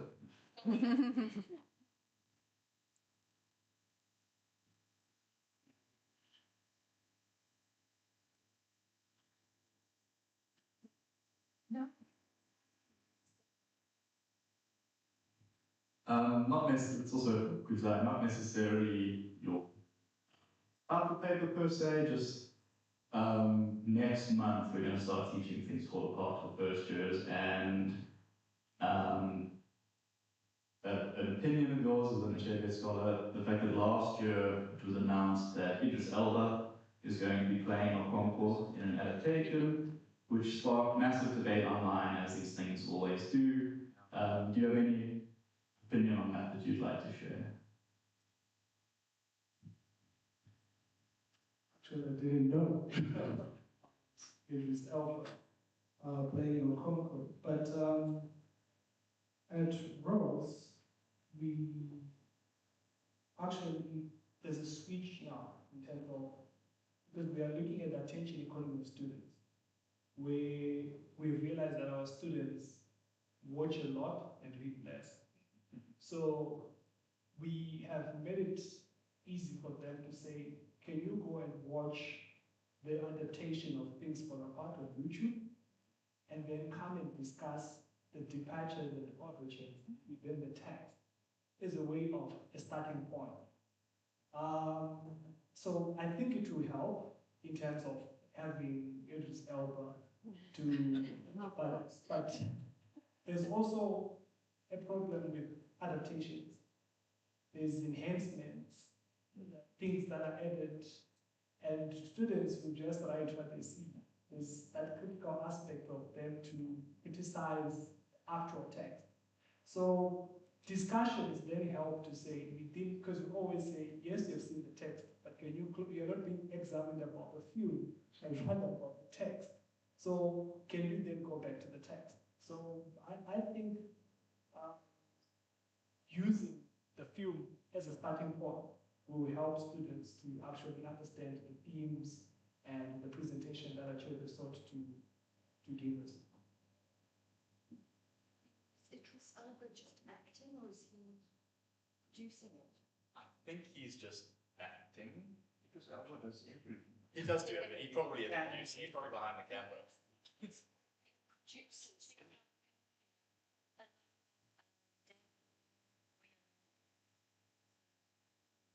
So that's an interesting way of teaching it, because you could say, well, do you think Idris Elba got it right or wrong? Or They have a British accent, probably try to do it.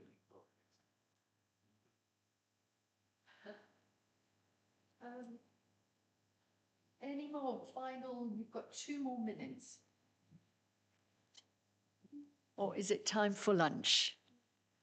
We've earned our lunch.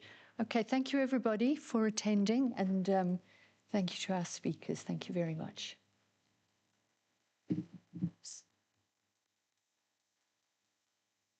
I don't know. I thought it was a special time and wouldn't come.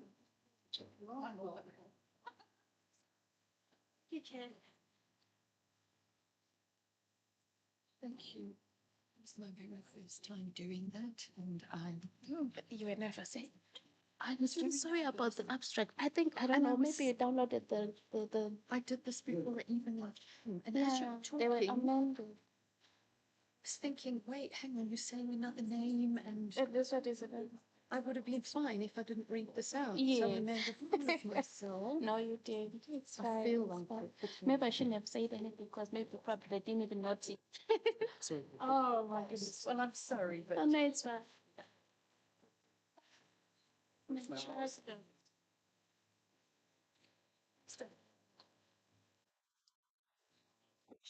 one is Janet. Oh.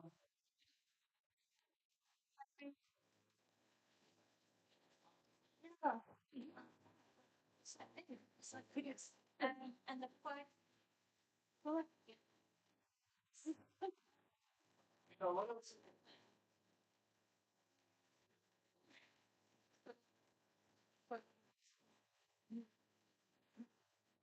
You always think when one.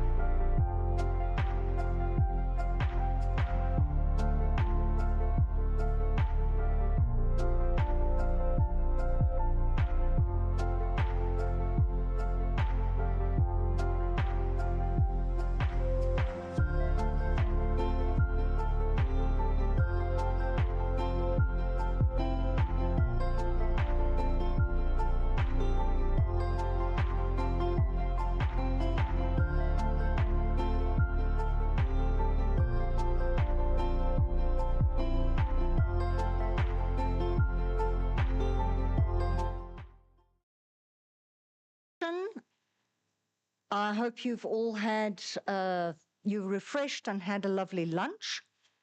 I'm sure that by now you're tired of seeing my face. No, I'm going to literally be 2 minutes right now because this is not my presentation, but my students' presentation. What you will see this afternoon is really the culmination. Sorry.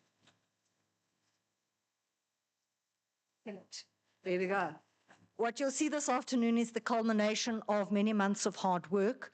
It was a first for the Department of English Studies and for our third year level in ENG 3702, which looks at critical discourse analysis. This year we focused on AI, the effects of AI, the language of AI, as well as the power dynamics and the ideologies behind AI. So we initiated a project where students could voluntarily participate in a debate where we discussed various sections or various aspects of AI. We looked at AI in the creative arts, AI in Africa, AI and its neutrality, if it is neutral or not, the authenticity of AI, especially in terms of AI as therapist.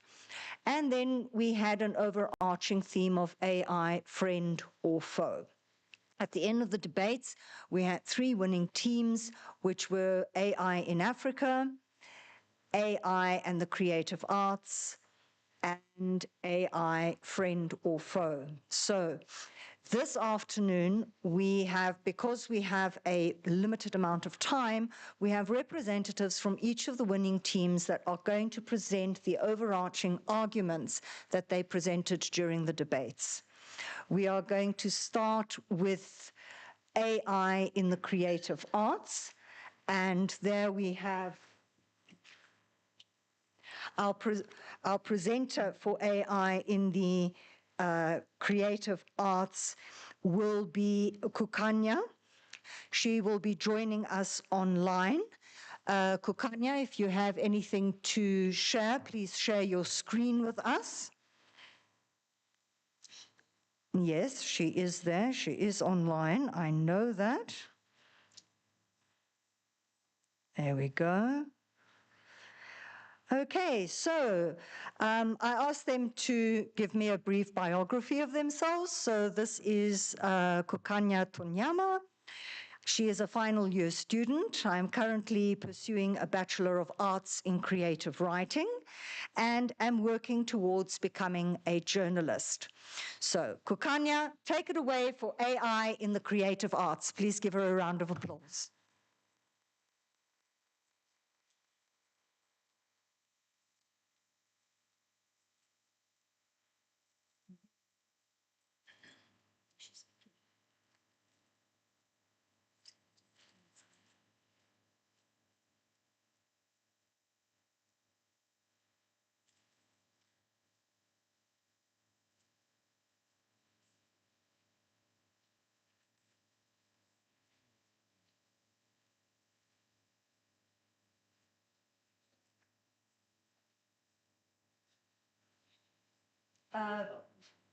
Is she muted?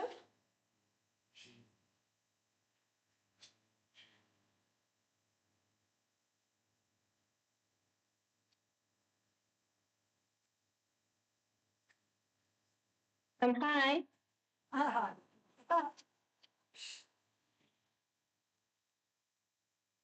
Can I sing?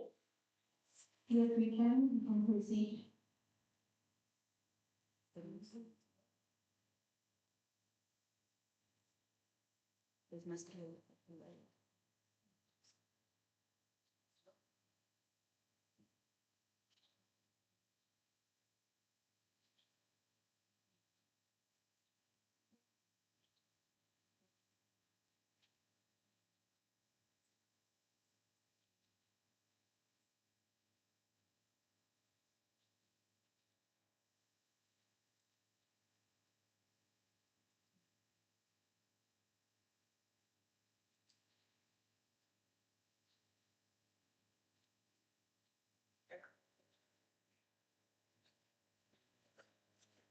Please bear with us.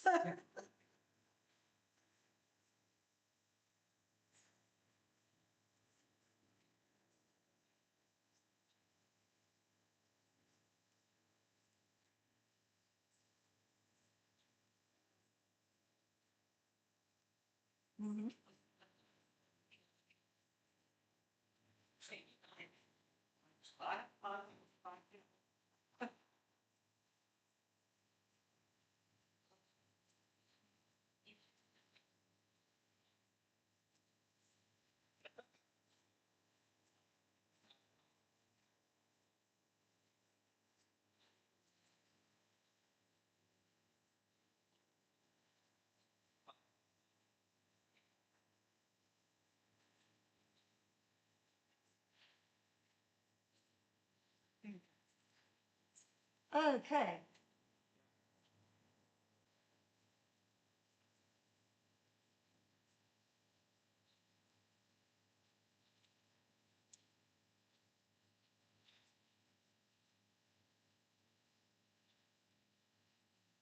Good afternoon. Afternoon. Can you hear me? Yes, yes, we can.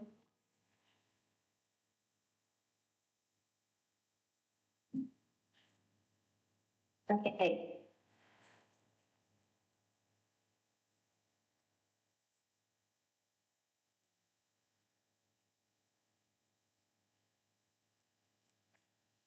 All right. My name is Gupanya Tonyama, and I will be presenting our debate for the AI in creative arts. Ladies and gentlemen, and distinguished guests,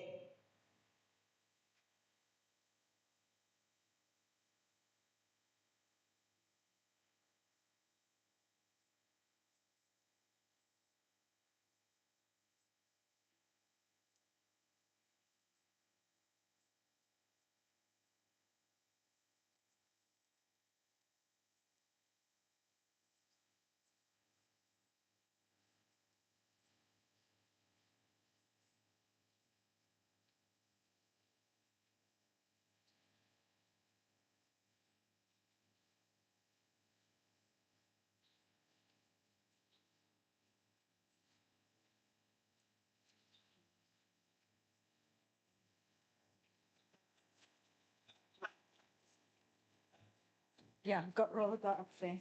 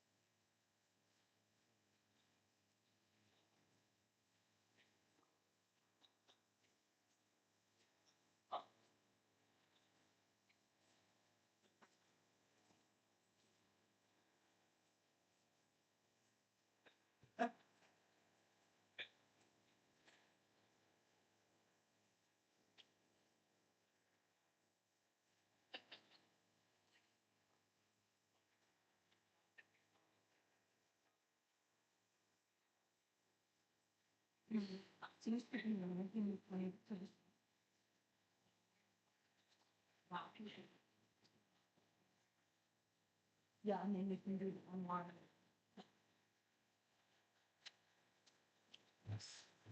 Okay, I think while we try and sort out our connectivity problems with our online speakers, we can start off then with our in-person speaker, Manake, who will be speaking to us about AI in Africa. And I got told today that it's Manake's birthday.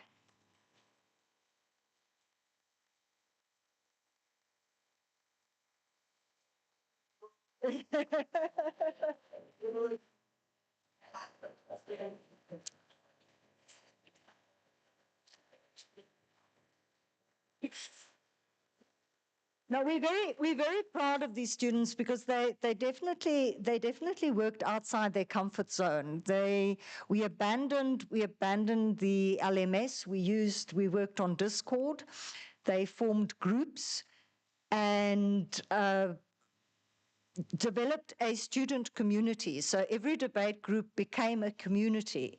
And on the Discord server, the students themselves, even the ones that weren't part of the debate, entered into a conversation with each other. And it just reminds me of Prof. Shange's paper earlier on, where she said that community of sharing, that ethos of sharing and caring. And that is exactly what happened with this project. And the students, they were from all over South Africa. I mean, we've got students from Gauteng, from the Western Cape, the Eastern Cape, the Northern Cape, Mpumalanga, Limpopo. They're all over the place, and they all congregated on Discord, and we had a virtual campus, which was brilliant. Okay, Manake, take it away.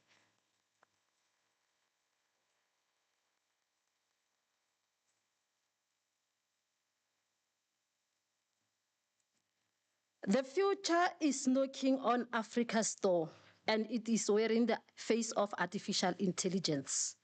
Good afternoon, esteemed panel, fellow delegates, and guests. Today, I stand before you to explore one of the most defining questions of our time. What will AI mean for Africa?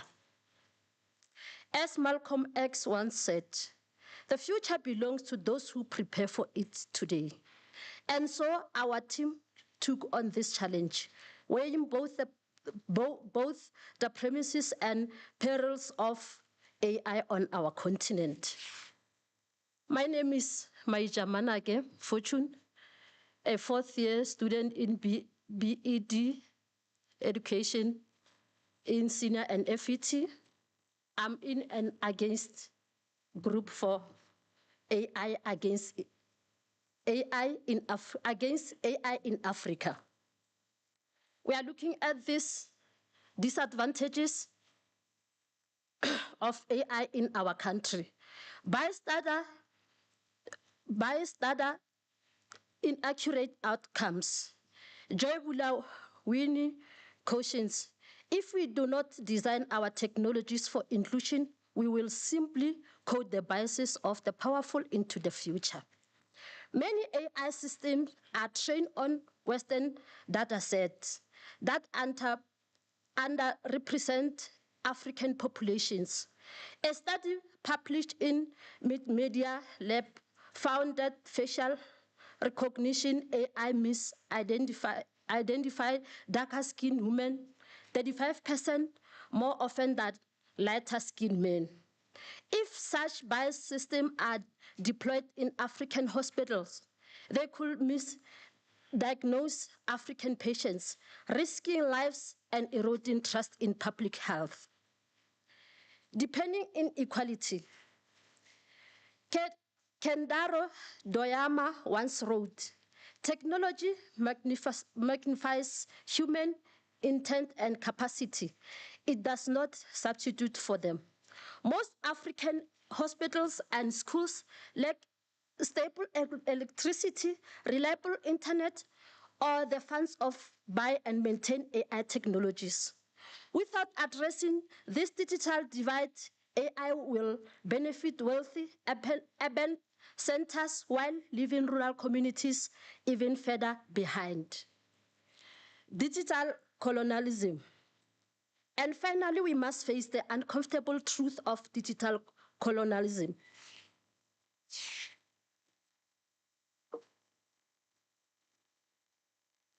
As Nanjira Sambuli warns, the colonization of the future is happening today through algorithms, data, and AI systems built far from Africa, yet shaping African lives. Currently, most AI systems used in Africa are designed abroad, trained on foreign data, and owned by foreign corporations. This means Africa risks becoming a consumer of technology rather than a creator of it. With African voices, languages, and values excluded from the very system that will shape our future. In conclusion, it can drive transformation or deepen inequality. It can empower or exploit. Africa must not just adopt AI. Africa must shape it. We must invest in local AI research, build in infrastructure, demand ethical guidelines, and above all, center African voices and realities in every algorithm we deploy. Africa's future with AI depends not on speed, but on sovereignty. Thank you.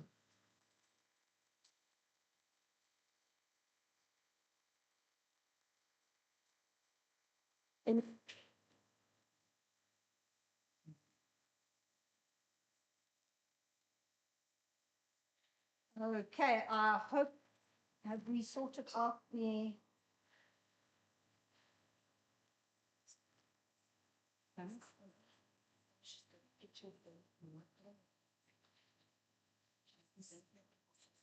Okay, he's going to send you, going to send us.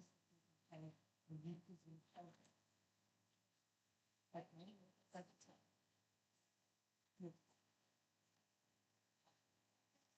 She actually send everything. Yeah. Okay.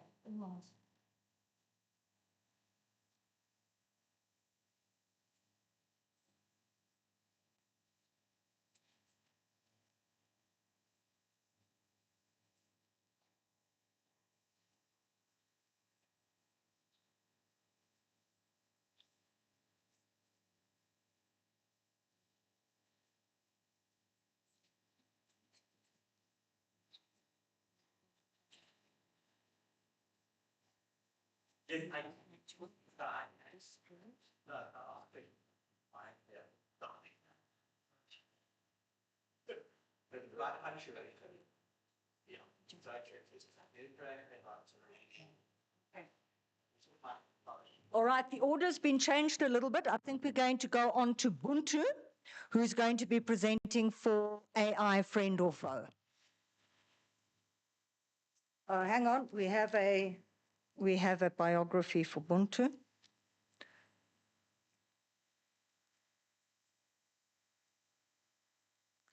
Okay.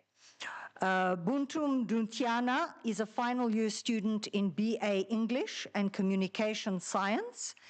He is a primary school educator and a sports enthusiast, enjoying rugby and swimming. Buntu, you're up.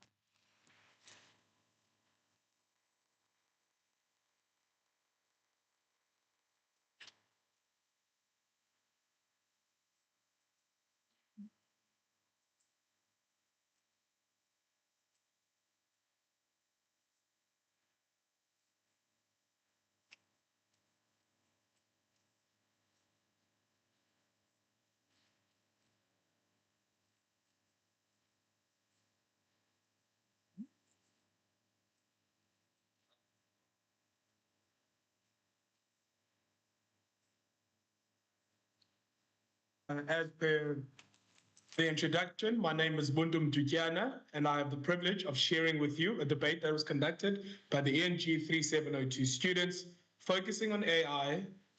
My team zoned in on the following topic.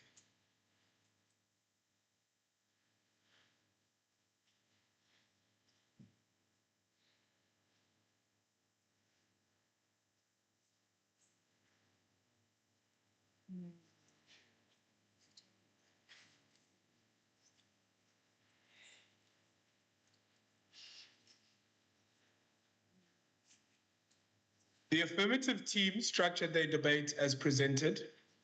They had an introduction, which their pillars then included education, healthcare, legal sector, rebuttals, and a conclusion.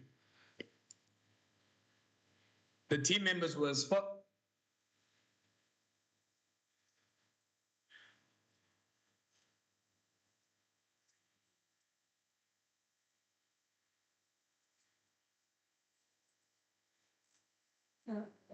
Manatee, you've got to go out there.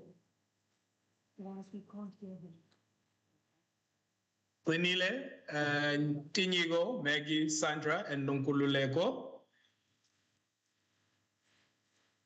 We say AI is a friend because it is a beneficial ally.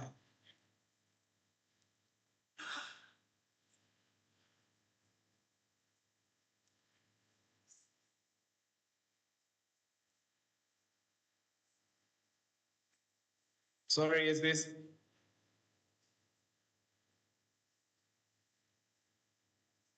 There seems to be some interference there. I don't know if I'm still on track.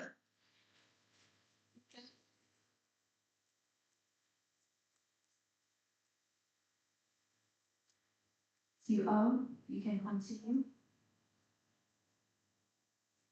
Thank you. Sorry, I'll begin. Okay. They say that AI is a friend because it is a beneficial ally that aids without replacing humans. History has shown us that new tools don't get rid of people, they help us do our work better and find safe, fast, and effective techniques. And that is why we say AI is a companion. Let us go back to the time where we had no clocks and one man had a job to tell time, also known as the timekeeper. Yes, through the invention of watches, a job was lost, but only to one man in a town, and thousands of jobs were created. In the 19th century, Waltham Watch produced 2,200 watches in a day by 1890. What do you have to say about these employees of the time? Was that a good substitution? AI provides personalized learning to address diverse needs. In many South African classrooms, teachers face a huge class sizes and a wide range of student abilities. It's almost impossible for one teacher to give every student the personal attention they need. AI-powered tools solve this problem by adapting to each student's pace, style, so that every student gets the right level of challenge and support. The Siyavula, which is a South African platform, uses AI to create personalized math and science practice for high school students to learn from a student's answer and give them problems that are a little harder or a little easier depending on their performance. This helps students who are falling behind and challenges those who are ready to move fast ahead.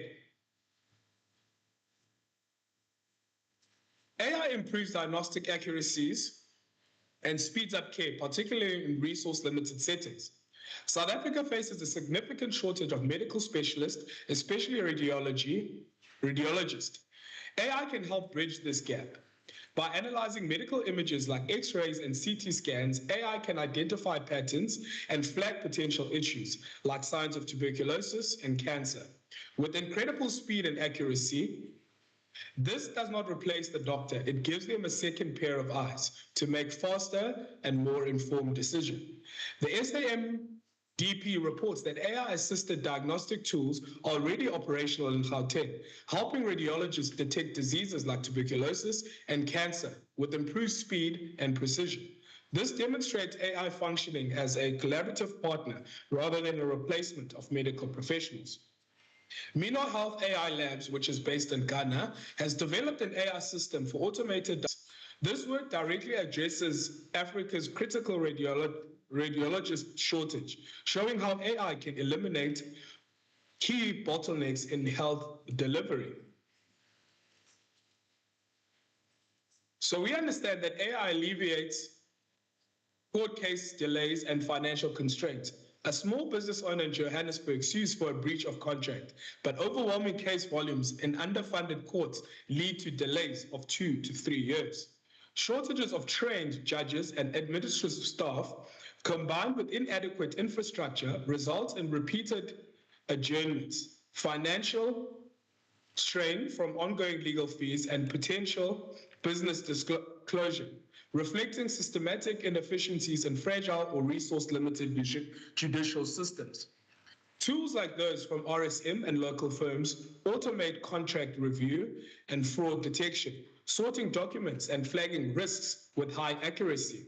In one implementation, AI reduced review times by 50% for corporate cases, addressing delays and overburdened courts and enabling faster resolutions for businesses. Well, ladies and gentlemen, that concludes the affirmative motion and starts. The opposition presented the following. Today we stand at the crossroads, a place where innovative meets introspection. Artificial intelligence, once a distant dream, is now embedded in our daily lives. But as we marvel at its complexities, we must ask the pertinent question, at what cost? The motion presented by the opposition is as follows. AI is not a friend, it is a foe. It is a danger to society. The opposition team were as follows. The speakers were comprised of myself, Janine Brainerd, Ntabeleng Mazibuko, Neil Boyson, and the non-speaking teams who were involved in the behind the scenes, which included research and prepping of our material, were Ntabeleng, Gabaitumelo Wati and Khalitsang Mukheleng. Our argument is built on three pillars: the loss of human connection and professional judgment, data privacy and legal framework, impact of inequality, dependence, and de-skilling. AI has revolutionized industries from agriculture to banking. In South Africa, AI-driven chatbots now handle customer services for major banks like FNB and Standard Bank. But while these systems are efficient, they lack the warmth of the human interaction. Ask yourself, how often do you attentively listen to the prompts and use them? Or are you like me, who has crammed the prompts and automatically presses the ones that you have crammed? In South African classrooms, especially in the rural areas, teachers do more than teach. They mentor, counsel, and inspire. AI cannot replace the emotional intelligence of a teacher who notices a child withdrawing due to hunger and trauma. Consider a nurse at Baragwanath Hospital comforting a patient with terminal illness. It may assist with diagnosis, but it cannot hold a hand, offer reassurance, or understand the silent language of pain. In South Africa's complex legal landscape, context matters. A judge in a domestic violence case must weigh cultural dynamics, emotional trauma, and ethical considerations. AI cannot grasp these nuances. All it sees is data and not dignity. Let's have a look at the impact of over-reliance on AI. Relying too heavily on AI can lead to the replacement of human-led processes with standardized systems, which may weaken trust and reduce the quality of services across education, healthcare, and the legal sectors. We know that empathy fosters critical thinking and engagement. Give yourself a moment and think about a teacher who adapts lessons for a dyslexic learner. This shows a high level of care that AI cannot replicate. Other factors to consider are mentorship and emotional support, understanding the emotional cues, which is a complex phenomenon on its own. And lastly, limitations of AI in education, which lacks the capability to foster a genuine relationship or provide the nuanced guidance that human interactions offer, leading to limited student development. We understand that healing is holistic. AI may suggest treatments, but it cannot comfort a mother whose child is in the ICU. That human connection is irreplaceable. We do understand that legal decisions are not just about facts. They are about fairness.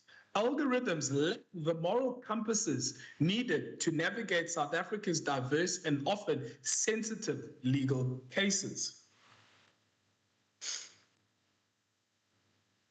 Well, we understand that there are consequences of AI reliance. We risk losing the personal touch that defines quality services. Looking at the loss of personal touch, dare I remind you of the telephone prompts you receive with automated telemarketers?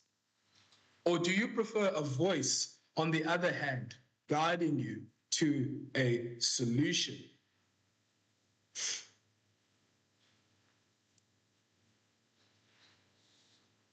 There are some neglected nuances that one needs to consider.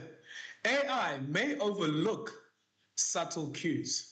A student's cry for help, a patient silent suffering with no one to attend to them, no family members to reassure them or to help them speed their recovery, or a defendant's remorse. We all get into situations where we find ourselves in trouble, not because we're willing and able or purposefully wanting to do things, but it was just an unforeseen circumstance. You were at the wrong place at the wrong time. Obviously, we need to understand that trusting AI blindly can lead to dangerous oversight. In South Africa, where inequality and access to technology vary widely, this could deepen existing divides. I think the picture on the right demonstrates the realities of the dangers that we are currently facing with AI. So I pose to you the following question. Are you willing to be part of the millions whose data has been breached?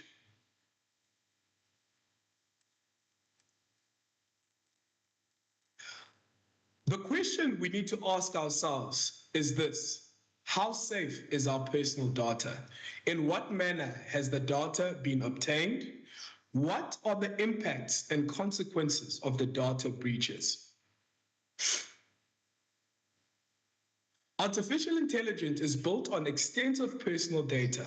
When this data is breached, user privacy is compromised and sensitive information from, for instance, medical histories and student records and legal case files can be misused. This can lead to biased or unethical outcomes, and it raises serious concerns about confidentiality and fairness.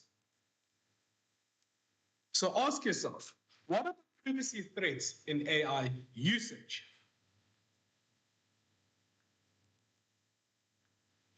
Firstly, it is vulnerable to data breaches, leading to unauthorized access to personal records, which can have serious consequences for the individuals. The impact it could have on student privacy. There is also a significant risk to patient trust when confidential medical information is stolen.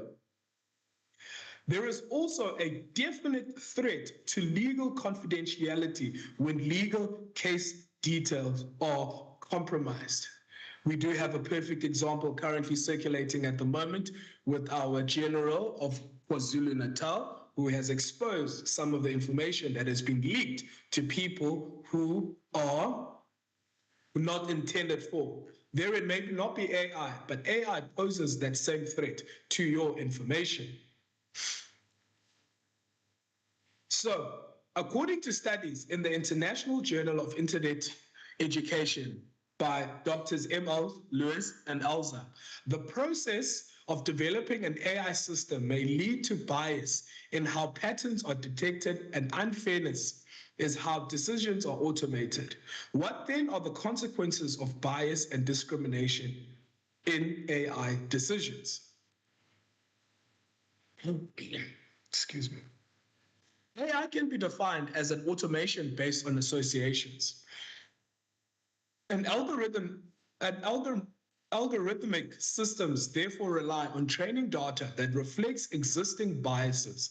This can lead to decisions that can be disadvantageous to certain groups of people, especially within the legal context. So Rigetti, Minhar, and Chantelli in the IEEE Robotics and Automation magazine of September 2019 said that it seems natural to assume that well-engineered AI-based systems will always behave in an unbiased and non-discriminatory manner when they interact with or provide services to people. The fact is, even though this is considered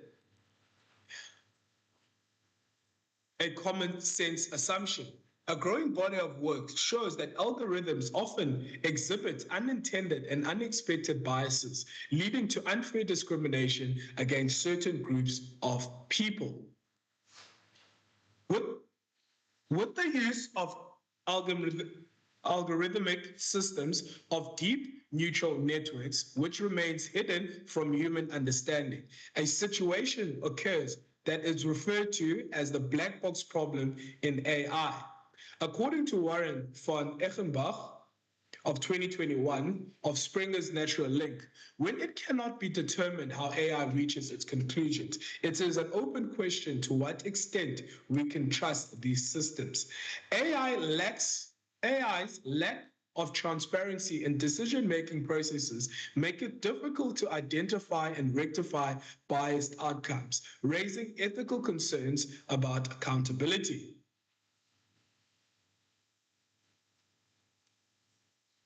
Now, because AI decisions and systems are mostly profit-driven and designed to maximize efficiency, it can lead to decisions that undermine fairness and equality.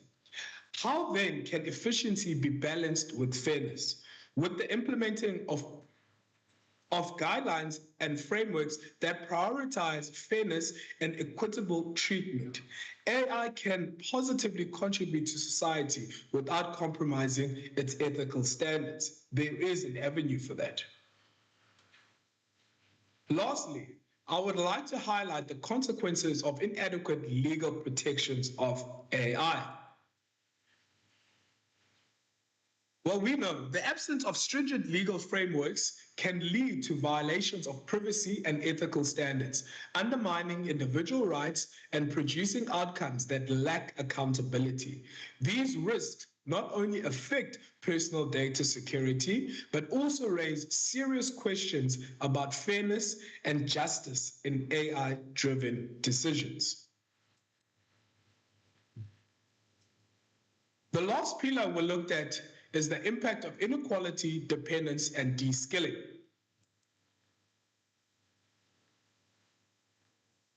So, within the digital divide and its consequences, urban areas with better funding and resources benefit significantly from AI tools, while rural and underfunded regions lag, exacerbating social and economic disparities. So we know within the education sectors, studies conducted by GIGA in 2024 show that in Africa, only 30% of the population has access to the internet. According to UNICEF 2020, remote learning reports show that many learners lacked accessibility for remote learning during COVID-19 in sub-Saharan Africa. This exposes the rural-urban gaps in schools' access to online systems. We then know that rural students face lower academic outcomes and reduced opportunities for higher education or employment in tech-driven sectors. Secondly, limited exposure to AI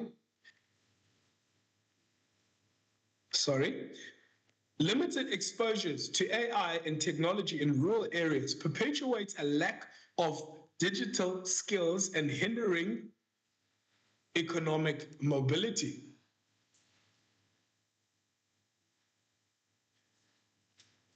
Within the job loss and impact of automation. Automation poses a threat to various job sectors, including education, healthcare, and law, reducing human roles to mere systems monitors rather than active contributors.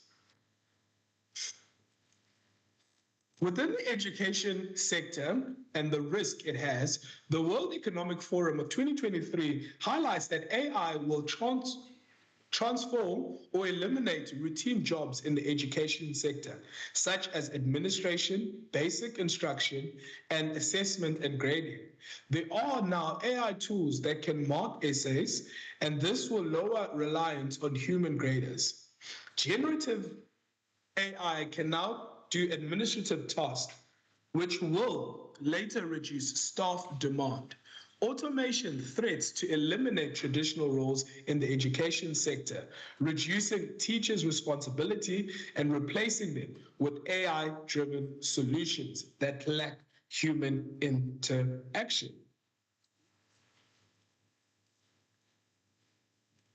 Within the health sector, OECD of 2025 reports shows that AI adoption in healthcare is strongest in non-clinical areas such as administration, coding, billing, and IT. These roles face a high substitution risk as digital and AI tools replace routine jobs.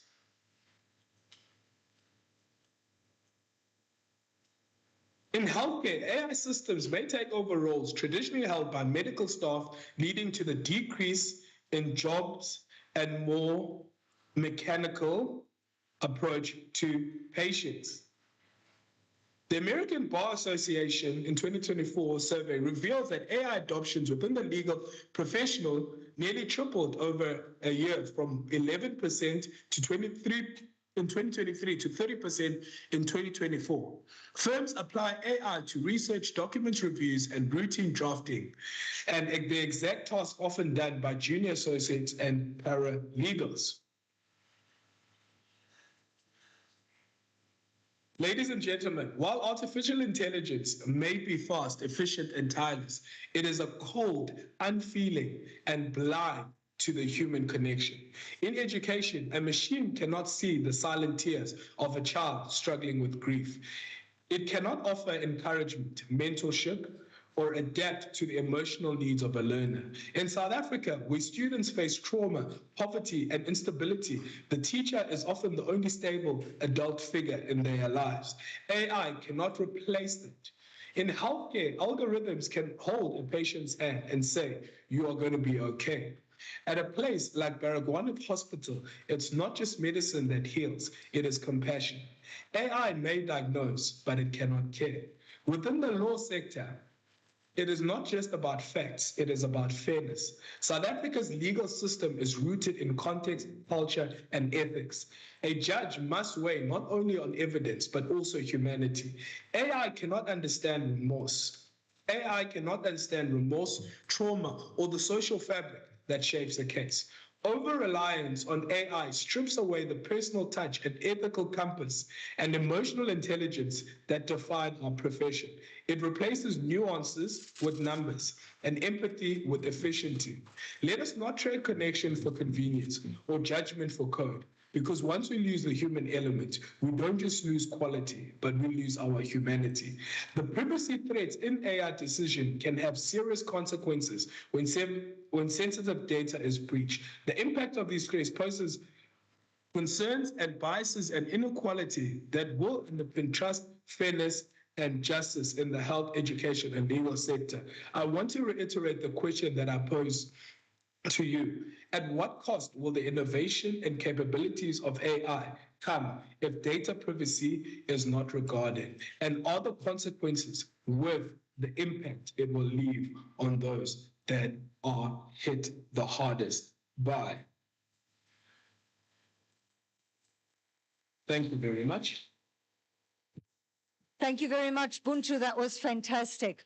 Right, we seem to have sorted out our AI in creativity and the creativity in AI. Abigail, who was part of the team, will be presenting the speech, and I will be doing their slides for them. So, thank you.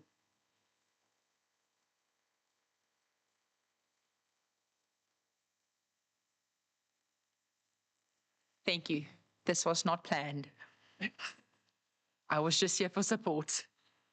Ladies and gentlemen, distinguished guests, throughout history, technological advances have transformed the creative arts. The printing press revolutionized literature. Photography changed visual arts, and digital tools opened new possibilities for musicians and filmmakers. Each innovation, however, enhanced human creativity rather than replacing it. Today we face a different kind of technological shift. With artificial intelligence, one that raises fundamental questions about the role of human creativity itself. What happens when algorithmic imitations replace the very essence of human creativity? What happens to our authentic experience, our cultural heritage, and our individual voice? Today, I want to address how artificial intelligence threatens the very foundation of the creative arts and why we must act now to preserve what makes us fundamentally human. When I speak of AI in this context, I refer to artificial intelligence systems that generate, modify, and produce artistic content. including visual art, music, literature, and other creative expressions. By integrity of the creative arts, I mean the essential qualities that make artistic expressions meaningful. The economic sustainability of creative careers, the protection of artists' and intellectual property rights, the preservation of authentic artistic expression, and accessibility that empowers rather than replace human creativity. My argument rests upon 4 fundamental pillars that demonstrate how AI systematically undermines the integrity of the creative arts. The economic foundation under threat. Firstly, AI disrupts the economic foundation that sustains creative careers. The creative arts depend on artistic earning a living form from their work, but AI is challenging this basic reality. When AI can produce similar outputs in minutes and at minimal cost, it creates competition that human artists struggle to match. Companies increasingly choose AI not because it produces superior results, but it eliminates salaries, benefits, and professional investments in human talents. The numbers are staggering. Global research by International Confederation of Societies of Authors and Composers, representing 5 million creators, shows music artists face losing 24% of revenue by 2028. Audiovisual creators, 21%. The accumulated losses of 22 billion euros over 5 years come from what researchers call the unlicensed reproduction of creators' works, which represents and transforms of economic value from creators to AI companies. Companies are adopting AI not for superior creative results, but because it's cheaper and faster than human workers. AI requires no salaries or professional investment. Research shows organizations prioritizing productive outcomes over employment, resulting in widespread job losses across the creative sector. Years of artistic training and experience are being devalued as companies choose AI for speed and cost over creative quality, displacing creative professionals. Secondly, copyright violations and intellectual property theft. Second, AI violates fundamental copyright principles and artists' intellectual property rights. AI systems are trained on vast data sets containing millions of copyrighted work used without permission from creators. The mass appropriation raises serious questions about whether artists should control how their work is used to build AI tools. This has sparked major lawsuits, including cases by Sarah Anderson and Carla Ortiz against companies like Stability AI and Mindjourney for using their work without permission. The scope is enormous. Court documents show that in February 2022, Midjourney's CEO shared a list of 4,700 artists' names that users could reference as style prompts. Over 200 musicians, including Billie Eilish and Stevie Wonder, have signed letters opposing AI's use of material, arguing it violates artists' rights and economic interests. The current approach allows companies to profit from artists' work without compensation, undermining protections that enables creators to benefit from their intellectual property. If AI can replicate an artist's unique style without permission or payment, it fundamentally challenges how creators make a living and control their intellectual property. Third, AI challenges authenticity and threatens cultural integrity. As renowned filmmaker Hayao Miyazaki observed when confronted with AI-generated animation, whoever created this technology has no regard for pain. It is truly unpleasant. I strongly feel I should have nothing to do with such an insult to life itself. Miyazaki's response captures what many artists instinctively understand. Modern AI systems can produce images, music, and other content that closely resembles human-created work. Sometimes it makes it difficult to distinguish between AI-generated and human-made content. This has led to situations where AI generated work have been entered into art competitions without clear disclosure of their origin, raising questions about transparency and fair representation in creative contests. In the context of cultural preservation, generative AI creates reproductions that lack lived experience essential to authentic cultural transmissions. Cultural heritage scholar Dr. Dirk Spenneman argues that while AI can generate convincing culture artifacts, these digital copies fail to preserve the knowledge and meaning contained in genuine cultural practices. Authentic culture requires the intergenerational transmission of learned behavior and skill. When AI generates cultural artifacts without people passing knowledge to each other, it creates hollow imitations rather than genuine heritage preservations. Finally, AI exploits accessibility narrative to mask its replacement of human creativity. While supporters claim that AI democratize art, this narrative misrepresents accessibility and the achievement of underrepresented creators throughout history. The AI industry cynically exploits disability narratives to market their technology as beneficial, claiming to help disabled artists while actually undermining them. This is simply a marketing tool. Disabled artists have thrived for centuries using adaptive tools that enhance rather than replace their creativity. Frida Kahlo painted masterpieces using custom easels and mirrors while bedridden. John Bramblett became the world's first mutual blind muralist by developing texture techniques after losing his sight. And Paul Smith created stunning landscapes using a typewriter despite his cerebral palsy. These artists show that adaptive technology extends human creativity, allowing disabled artists to translate the unique perspectives into meaningful art. True accessibility tools enhance human creativity capacity. They don't replace it. AI's promise of democratizing art is not accessibility, but appropriation.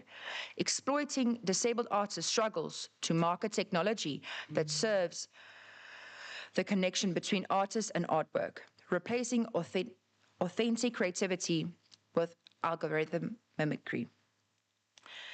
The evidence is clear. AI does not just threaten jobs. It threatens the very soul of what makes art meaningful. When we allow machines to replace human creativity, we're not just accepting economic disruption.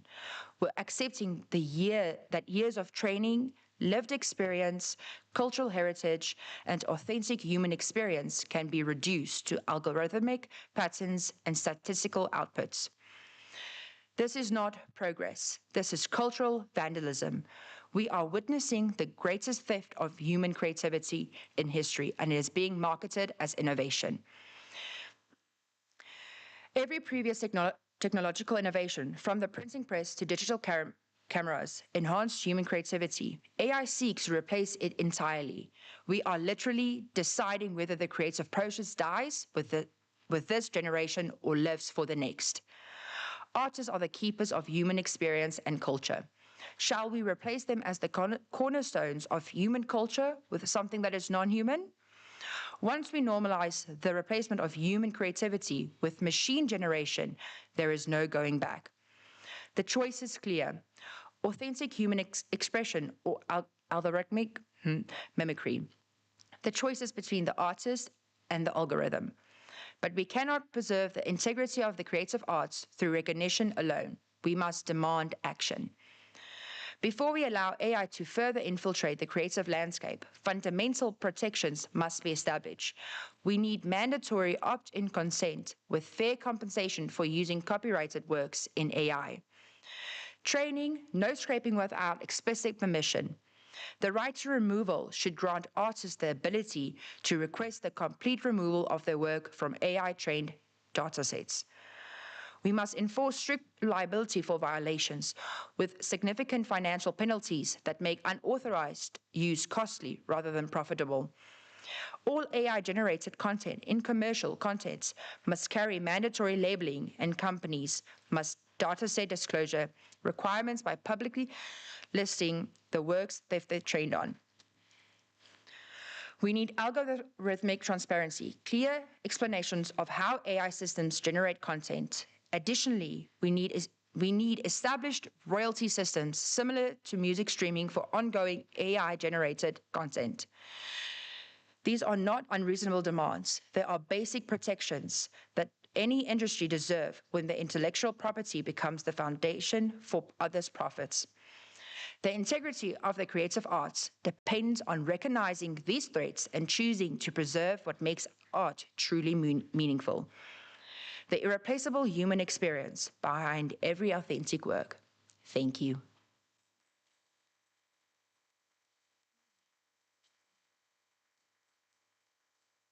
Well, thank you, everybody. Thank you, Manake. Thank you, Abigail. Thank you, Buntu.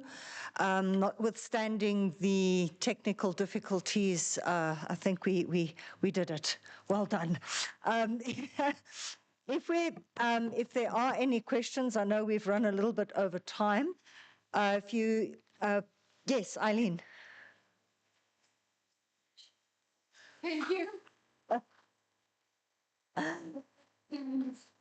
Antoinette.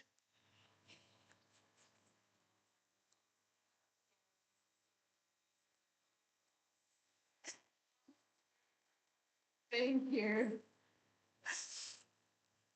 Okay. We will be doing, I think, a little bit of a recon on what the students experienced, how they experienced the project. So watch the space. Watch the space. Any other questions? Any other questions regarding the subject matter? Can I say, as a student... Come here, otherwise you're not going to hear it.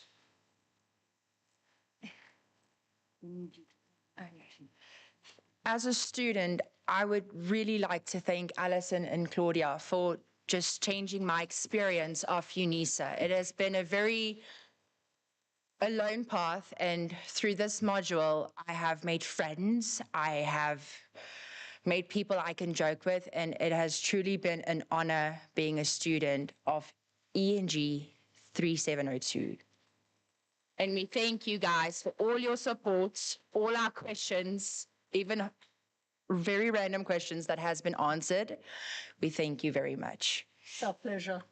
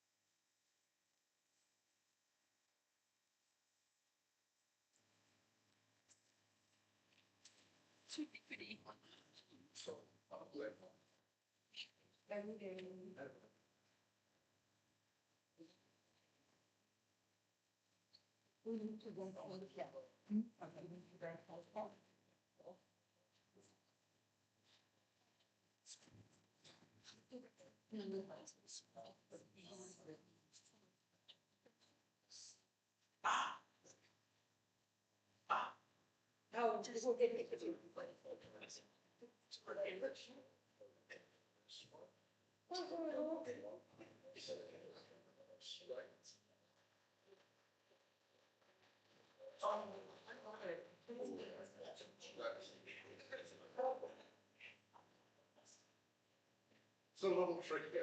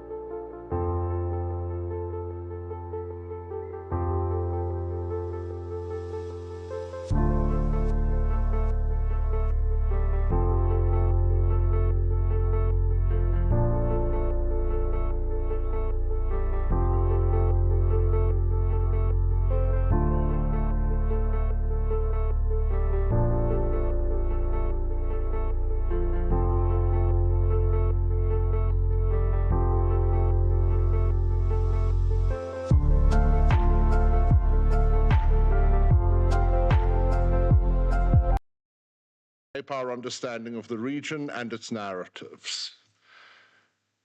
Without further ado, I would like to present our first speakers, Jean Rossman and Beverly Jane Cornelius from the University of KwaZulu-Natal.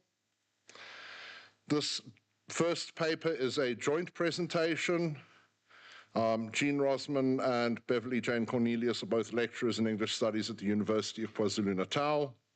Jean's research interests include contemporary South African literature, speculative fiction, and eco-poetics, while Beverly focuses on post-colonial and eco-critical approaches, nostalgia, and the legacy of slavery in South African writing. Their paper turns to Karen Jennings' An Island, reading it through Jacques Derrida's concept of hospitality and Francis Njimjo's notion of conviviality. Thank you very much.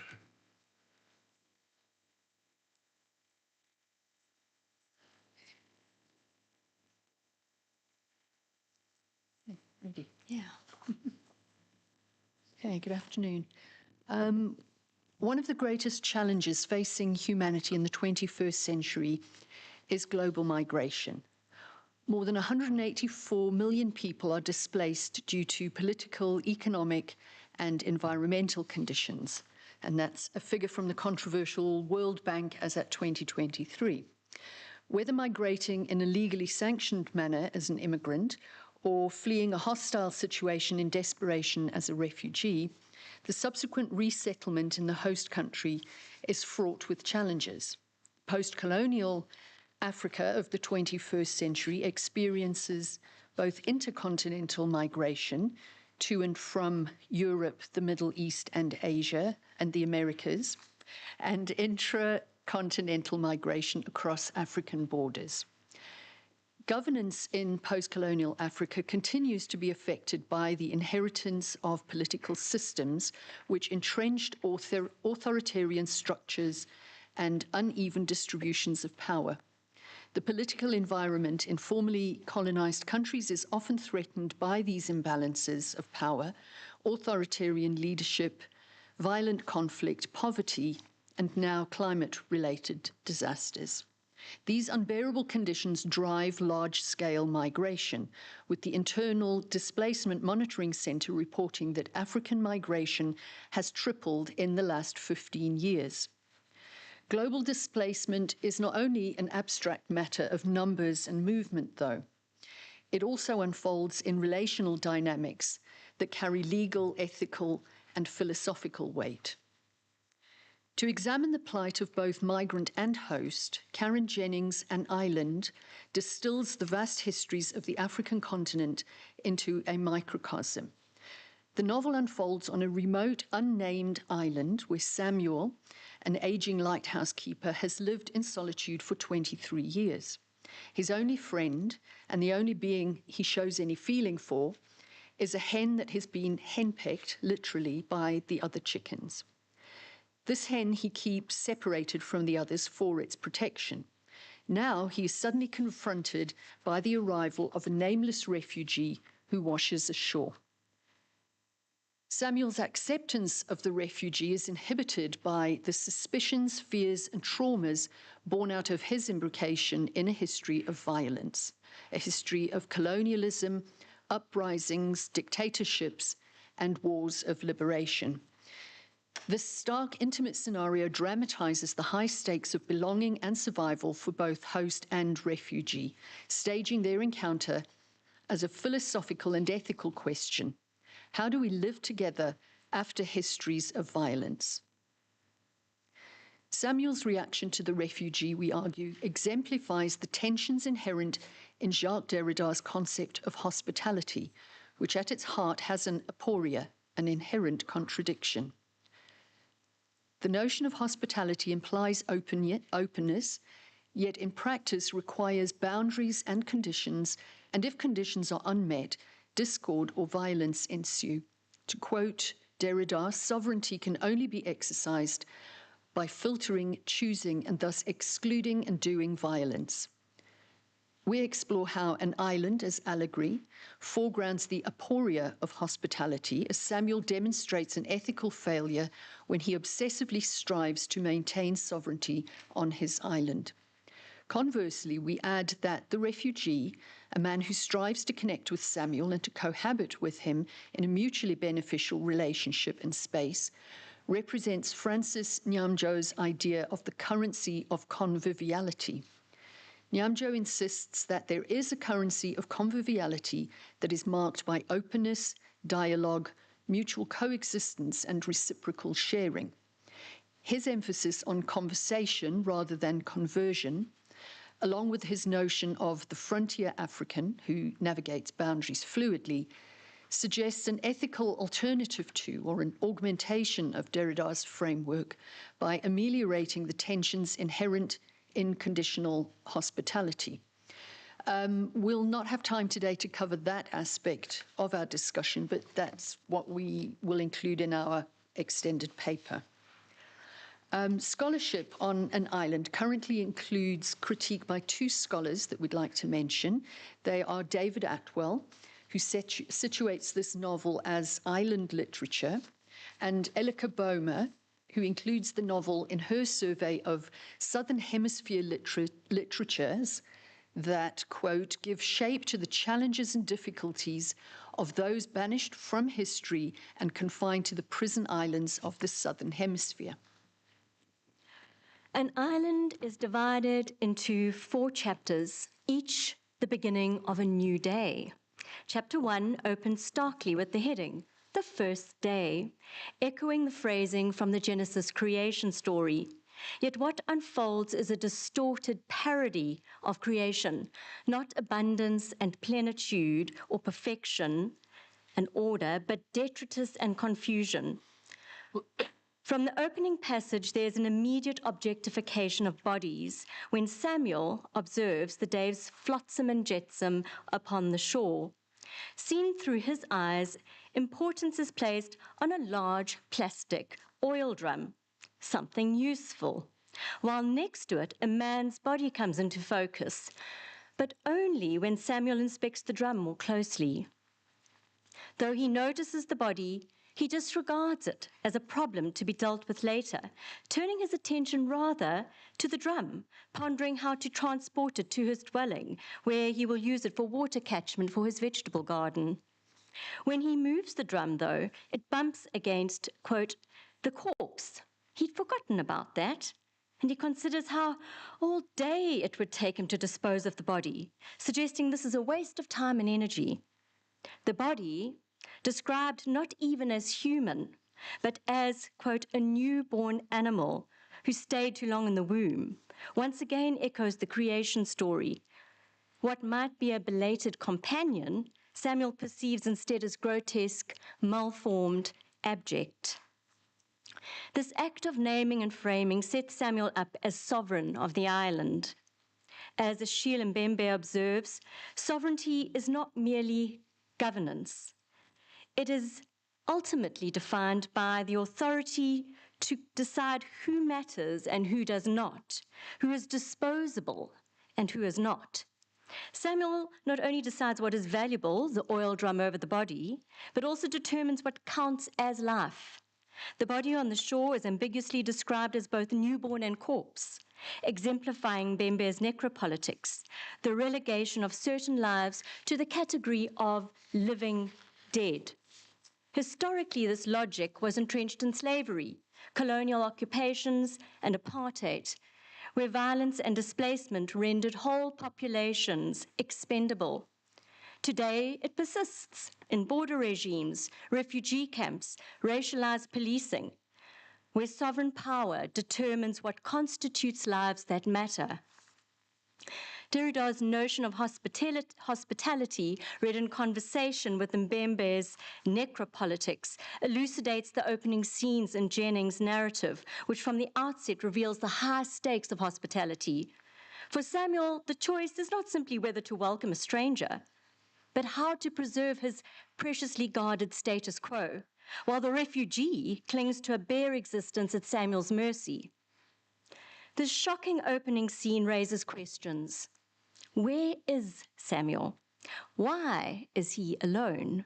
Why does he regard a plastic drum as more noteworthy than a supposedly dead body? But as early as the 3rd page of the novel, we learn that Samuel has seen 32 corpses wash up on his beach over the last 23 years that he's been lighthouse keeper on this remote island. For him, a dead body is just another part of his daily routine. On one occasion, he recalls 3 small bodies washed up side by side: a young boy, a girl, a baby in a blanket, which he reported to the authorities by radio contact. Having ascertained, following a few rudimentary questions, the darker hue of their skins, the reply was, "We cannot come out to the island every time another country's refugees flee and drown. It's not our problem." They told Samuel to do what you like with the bodies, and so he buries them in spaces of the stone wall he is building around the perimeter of his cottage.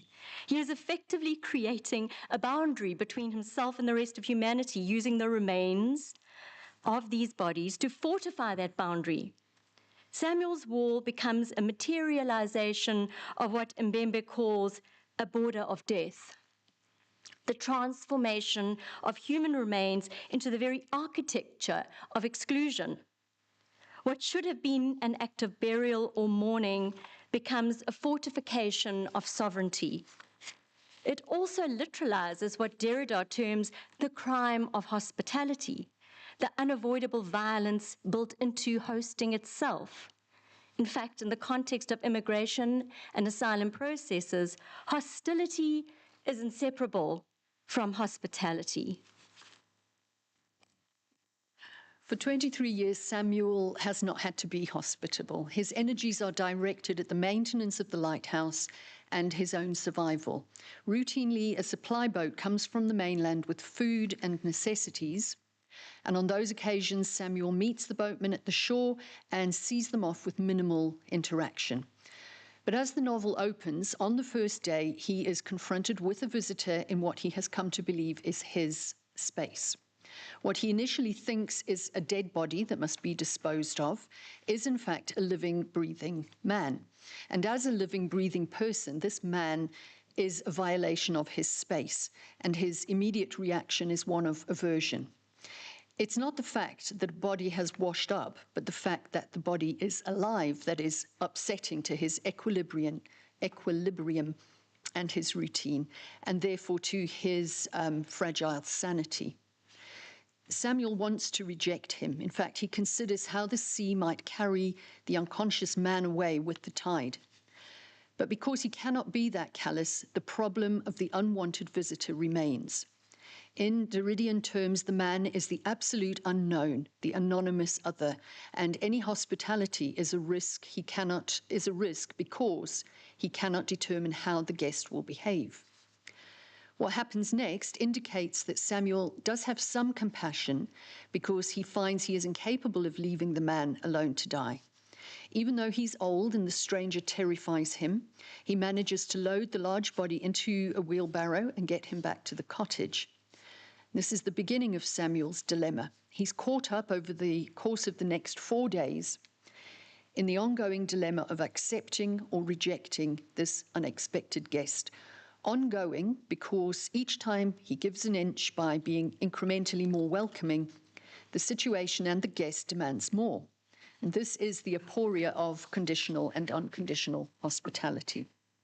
There is, for example, the immediate problem of sharing meager provisions. Within hours of Samuel finding him, the man has regained consciousness and he's understandably hungry and thirsty.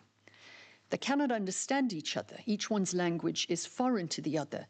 So Samuel mimes the question, "Do you want to eat?" and proceeds to dish up a portion of the stew he has prepared. But the man quickly finishes his portion and motions for more, which angers Samuel. He had fed him, hadn't he? He had done his duty. Was he meant to feed the man to the point of bursting? Again, Samuel's reaction seems callous, especially as he, at this point, remembers himself once sitting hungrily at his sister's kitchen table following his release from prison and being told disdainfully that he was just another mouth to feed. More memories emerge as he goes through the evening ritual. His family fleeing their rural home as soldiers seize the land, being a child beggar on city streets, the fear and humiliation of being tortured as a political prisoner, and the shame of turning informant.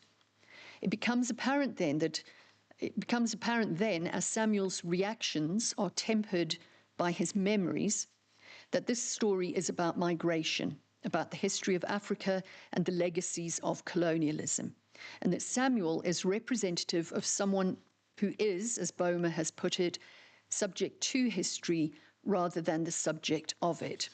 He is a man who no one has loved or cared for, who has had to scrabble to survive, and who is now doing so quietly and unobtrusively on this island. The island is a refuge for him. His survival has been hard won, and so he cannot let his guard down. The island is allegorically representative of a continent with Samuel, its population. And Samuel's island is representative of the far southern extremities of our planet that do not readily offer asylum to migrants and who harbor a hostility that is exacerbated by the isolated, island-like conditions of the southern nations. In these conditions, the two men live together uneasily, but by the fourth day, they appear to have settled into a quiet acceptance. And the reader is lulled into believing that a peaceful and harmonious conclusion will be reached by the end of the story. We see the novel as having two endings. Jennings offers a utopian scene in the final pages that appears to be the end of the story, and this is an ending the reader eagerly accepts.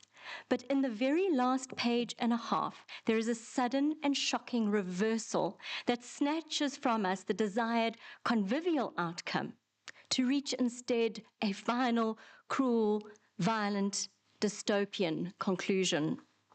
The first ending sees the two men sitting side by side on the couch, watching old videos on the machine that the refugee has fixed. They share a smile. Samuel makes 2 cups of tea.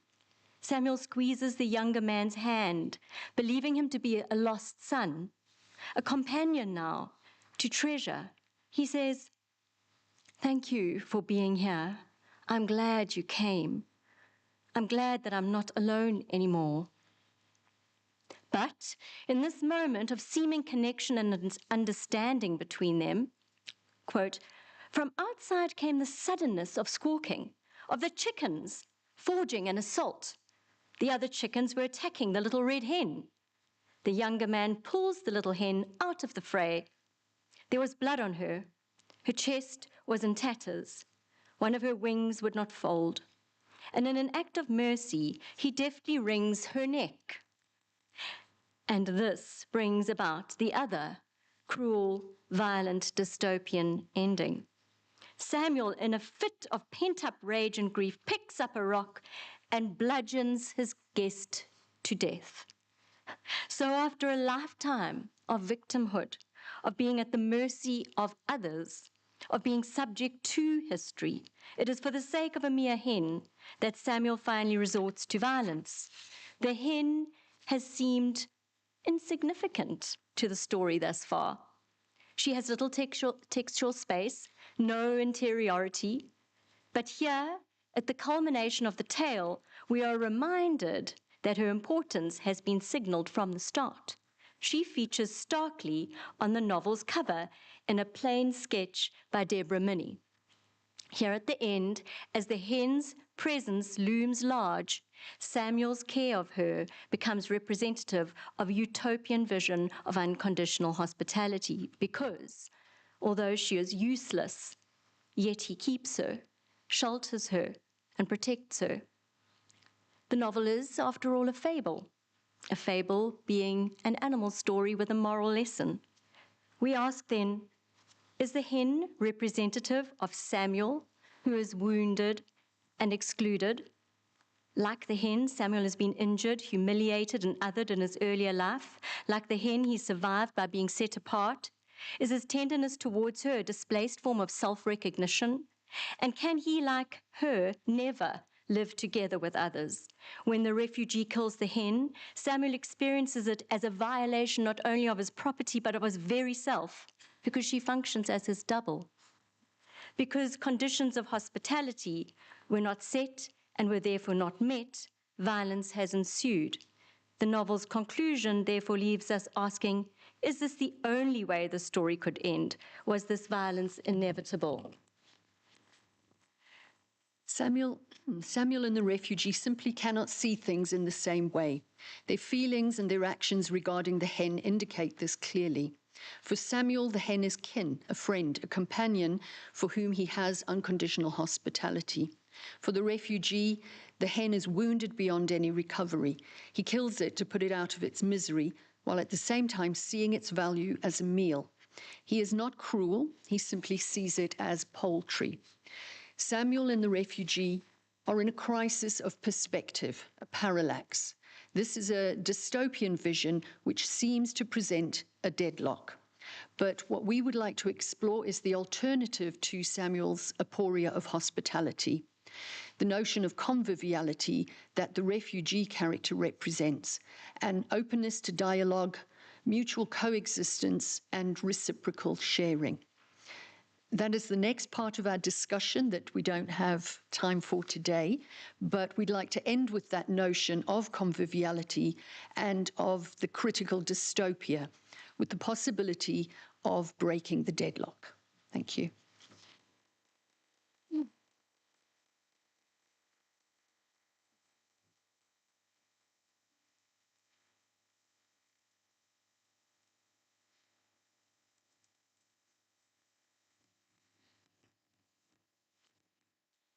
Thank you both so very much. That was a fascinating presentation. We will hold off on questions until after all of our speakers have presented. Our second paper is being presented by Unisa's very own Lungelwa Pakati. She has been a lecturer in the English Studies Department for 10 years and has a further nearly 20 years of experience teaching English at the high school level. And she has developed a deep passion for teaching and literature as a result.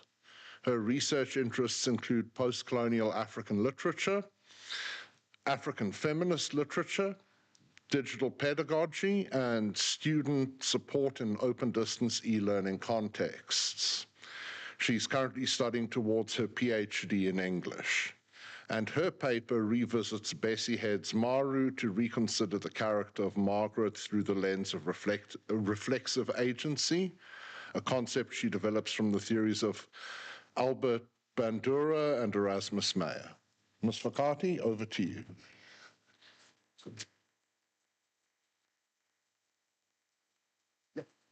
I hope I get it right. I haven't done this in a long time. Wait. It's a HDMI. Yeah, I just need to find the right. Yeah, there we go. We don't have VGA anymore, do we? No. I've never set up the projection, so. Should be. There we go.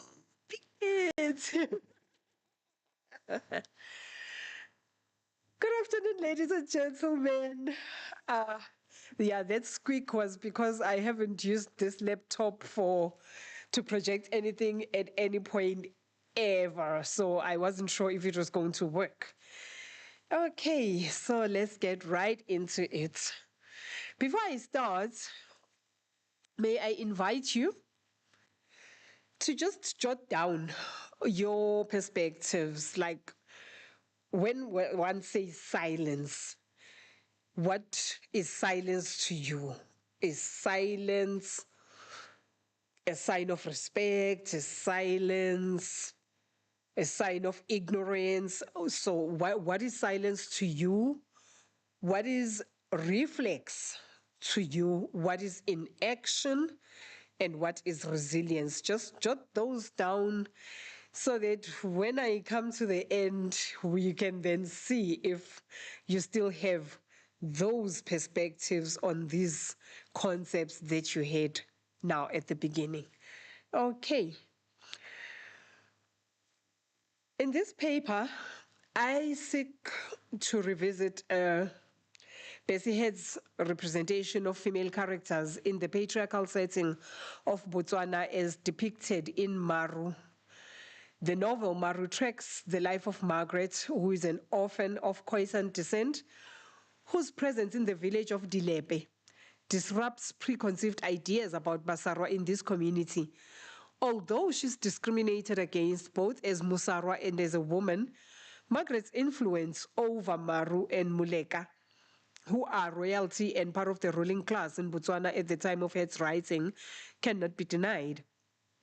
Her relationship to Muleka and marriage to Maru become significant to the emancipation of Basarwa, who begin to realize that they are also human and deserving of humane treatment.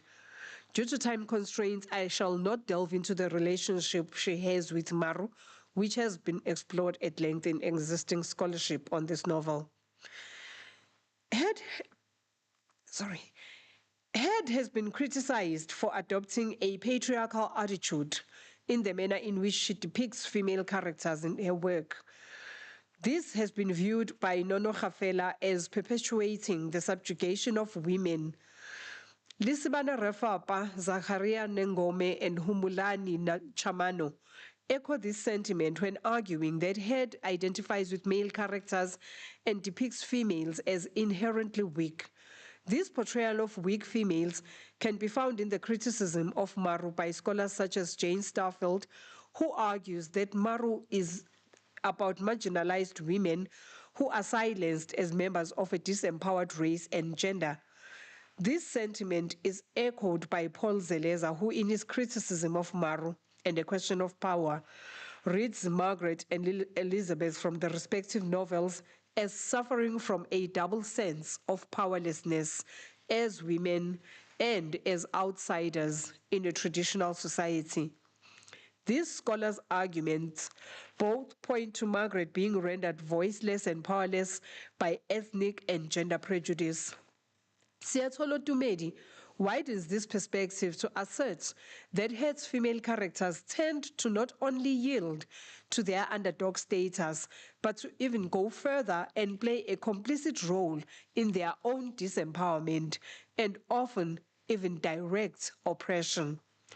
This criticism of Head's depiction of women implies that Head contributes to the perception of women as victims, a perception that this paper aims to complicate by examining Margaret's agency that belies her silence and passivity. Huma Ibrahim challenges Margaret's passive nature. She reads Margaret as someone who succumbs to subjugation and finds the attribution of transformation to Margaret as problematic. Ibrahim states, even though her marriage to Maru has been responsible for that wind of freedom blowing into the darkest corners of Basarwa oppression, it is not her actions that have done that, but rather her passive acceptance of somebody else's actions, which always remain external of her. Ibrahim's reading of Margaret as passive is limiting, in that it does not consider the possible subversion that is evident in how Margaret reacts to domination. Ibrahim seems to only consider direct, explicit challenges to oppression as resistance. It is such perceptions that necessitate rethinking about Head's depiction of female characters. More than a decade later, Mary Lederer argues that English education does not free Margaret from her victimhood. Margaret hardly speaks for herself when being challenged, in spite of her mastery of the English language. What Lederer is questioning is the agency that seems to be expected from Margaret as a result of her English education. This apparent lack of agency as a theme in the critical reception of Head's female characters is one of the points that this paper aims to challenge, as this critical approach results in the subversive element in female characters not being recognized. There are, however, scholars who recognize what resistance to patriarchy can be subtle. Their arguments indicate that despite Margaret coming across as powerless, they do recognize the measure of power she has, which she exerts in a subversive manner through her art. Ketu Katrak, on the one hand, finds Margaret's English education problematic because it not only alienates her from her tribe, but does not protect her from domination by male colleagues. On the other hand, Katrak acknowledges Margaret's fragile agency that comes through her paintings, as Margaret does not have power to express resistance in words or action. Katrak is, however, quick to point out that this is taken away by the fact that Maru has the same dreams which Margaret reproduces in her art, making Margaret a mere faithful recorder. While agreeing with Katrak on the point that Margaret's art grants her a measure of agency, I do not read this sharing of dreams with Maru as disempowering, but rather as another manner that furthers her agency. However, in this paper, I shall not delve into this aspect as it has been thoroughly discussed in existing scholarship. Cherry Velhem, alluding to Margaret's agency from her art, views her as an outcast with a developed spiritual strength and artistic power. Velhem further argues that Margaret has hidden power that makes it difficult for others to determine whether she's inferior or superior. Alan Ward's argument, although not focused on Margaret's art, resonates with this debate. He asserts that the fact that Margaret is not forceful in her methods, even that she is unaware of them, does not diminish the symbolism of her being the catalyst for change. His argument implies that Margaret is agentic to a certain degree. It is the debates from the latter scholars that this paper aligns itself with, arguing that agency is not singular but plural, as it manifests in different forms in different contexts. I contend that in this novel, Margaret's seeming passivity is, in fact, reflexive agency. As observed from the recently discussed scholars' argument, there is an implication that characters who are bold, outspoken, and ready to act are agentic, while the more subdued characters, such as Margaret, are perceived as powerless and lacking agency. Albert Bandura, who writes more about human agency from the perspective of social cognitive theory, and Erasmus Meyer, who discusses human agency from a philosophical perspective, offer ideas about agency that reflect my argument surrounding the plurality of agency in Heath's representation of female characters. Although in their arguments, I read a theorization of three broad types of human agency. For the purpose of this article, I shall only expand on one, and that is the reflexive form of agency. Their discussions illustrate the possible different ways in which the individual can facilitate change on a personal or social level.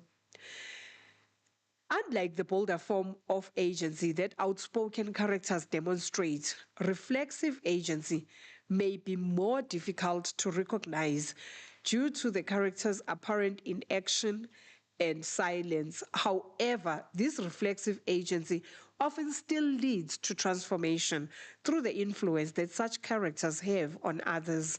Bandura's and Mayer's argument also present agency and of a reflexive nature. Bandura calls it mechanical agency, which comes into play when external factors operate mechanistically on action. In other words, the individual's action is not motivated by self-reflection or ambition. Instead, it is an automatic reflex to circumstances or contexts rather than a pre-planned, calculated action. Meyer echoes this sentiment in a simpler manner when advancing that in life, there are things that we do and other things that happen to us. The implication is that when we do things, we plan them in advance, thus being proactive. In contrast, when things happen to us, they are not of our doing, and we therefore have to involuntarily react to them. This acknowledgement of reflex as agency is imperative, as it resonates with instances where Margaret reacts automatically to the impositions and expectations of a patriarchal society that can be read as subverting the perception of complete victimhood. In some cases, Margaret does not act, yet still prompts a reaction in others that leads to change, which suggests that even reflex reactions can have an influence on others that far exceeds the actor's intentions. The influence that Margaret has on men is not only the only way that she displays reflexive agency. At times, she disrupts the perception of total helplessness by demonstrating a different kind of bravery. In this novel, we find Margaret reacting to oppression by persevering through a challenging situation at her workplace. Where she is expected to concede defeat, she stands her ground. In the process, her resilience emerges, which indicates another form of fortitude that is different from the boldness of the outspoken. Resilience, as this paper shows, is another tool that Margaret, as the marginalized, uses in reworking her position. And this emphasizes that resilience should not always be read as a sign of submission. Perseverance should not always be read as a sign of submission. When Margaret begins her teaching career at the school in Dilepe, a village in Botswana, the school principal, Piet, is curious about her identity and assumes that she is colored. Margaret sets the record straight by saying, "I am a Masarwa." The reaction that Margaret evokes through the declaration of her identity as Musarwa are evidence of her reflexive agency, which Bandura refers to as mechanical agency.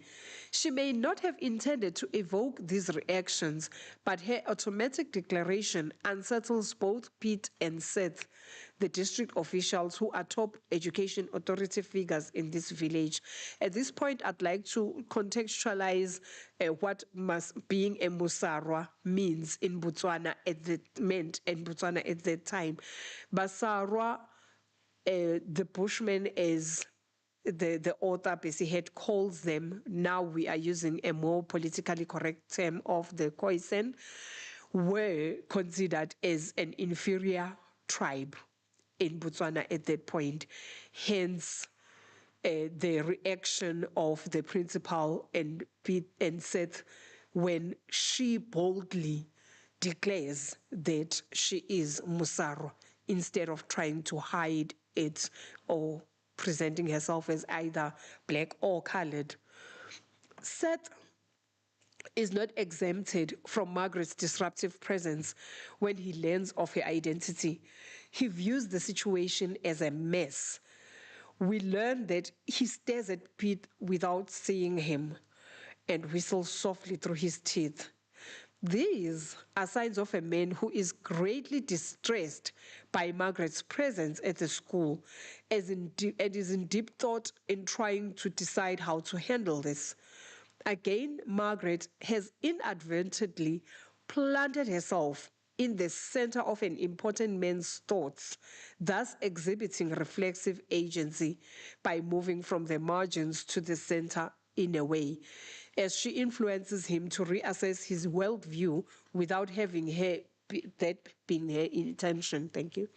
Although Margaret is at the center of Pete and Seth's discussion, their preoccupation with her stems from their position as the dominant group. They perceive her as undeserving of teaching at the school because of her ethnic identity.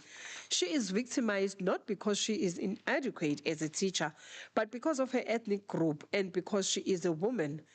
Pete's belief that Margaret can be shoved out, it'll be easy because she's a woman, attests to Margaret's marginalization and victimization. Although Margaret is subjected to Pete and Seth's authority, they can decide her fate at school, as Katrak and Lederer are said. Margaret begins to create her own space in the workplace through her academic excellence. We learn that Margaret's statement has aroused Pete's curiosity considerably. It does emerge later that she graduated at the top of her class. Her remarkable performance is therefore what captures Pete's attention, and he asks, how the hell did she get in? The emphasis is on her being now in the center because the Botswana are not marginalized like Basaro. The implication is that she should be on the margins, and as Musarwa does not belong. Seth believed that she could not possibly get the good qualifications of her own brains, which is a denigrating comment and reveals Seth's discrimination against her. However, her excellence safeguards her official position at the school and challenges Pete's and Seth's perceptions of Basarwa and women. They have to find other underhanded ways of dismissing her, which limits the control that they have over her. The fact that Margaret experiences oppression at the hands of men does not make her completely helpless. She turns inward to draw strength and thus limits the power that men can have over her. This can be observed when Pete incites a 14-year-old boy in Margaret's class to challenge her presence in the school. The boy is coached by the principal to chant, "You are a bushman," to Margaret while she is teaching in class. This implies a patriarchal system where female denigration is passed down to boys as a legacy that entrenches patriarchy, thus sustains it through generation. Pete's intention is to force Margaret out of the school on the grounds of incompetence. The boy asked her the following question in the presence of other pupils in her class: "Since when is a bushy a teacher?" And Margaret's reaction to this is found in the metaphoric description.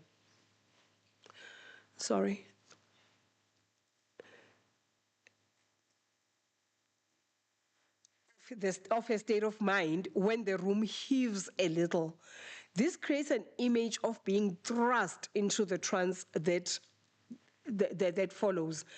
Basaro have long been associated with trances, and thus Margaret's reaction functions as a link to her ethnic roots.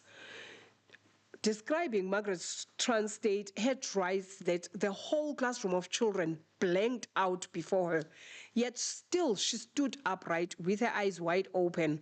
From a distance, their voices sounded like a confused roar. "You're a bushman." According to Ntabiseng Mutsime, thank you. According to Ntabiseng Mutsime, women often use silence to stabilize chaos, thus protecting their private spaces from external polluting influences. The same can be said of Margaret. I advance that the ability to transcend into another level of consciousness through the trance enables her to be resilient in the face of discrimination. To an external observer who may not be aware that she was in a trance, the trance could be misconstrued as retreat or passive acceptance, when in actual fact, in her head, she was fighting against the children that were taunting her. Because of time, I'm going to stop there. I don't have time to complete the other aspects where I'm looking at reflexive agency, but just as a quick recap, I'll jump, to the very last slide where I'm inviting you to consider inaction and silence as automatic reflexes to domination, and how they can still display elements of agency and should not be misconstrued as passive victimhood, and that resilience is another trait of reflexive agency. Recognizing reflexive agency as another manner in which women is another manner in which women can negotiate their space within patriarchy, broadens the lens that can be used to read the representation of women in literary texts. Ke a leboga.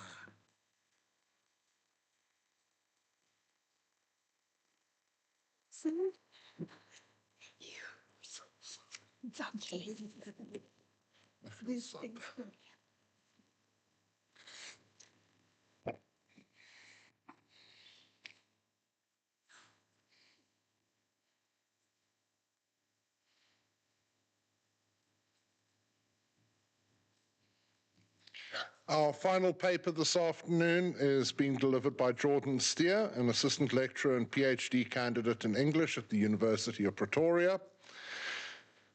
Jordan's doctoral research examines narratives of reclusion in 21st century South African fiction, and he previously earned an MA with distinction from Rhodes University for his work on African science fiction.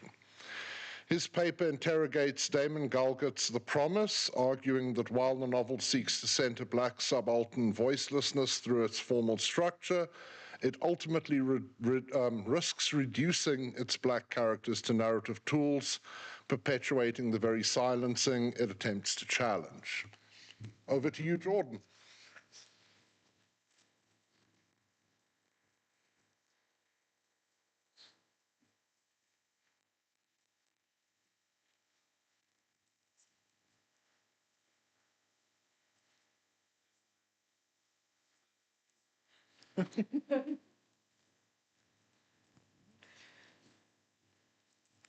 Take support. There we go.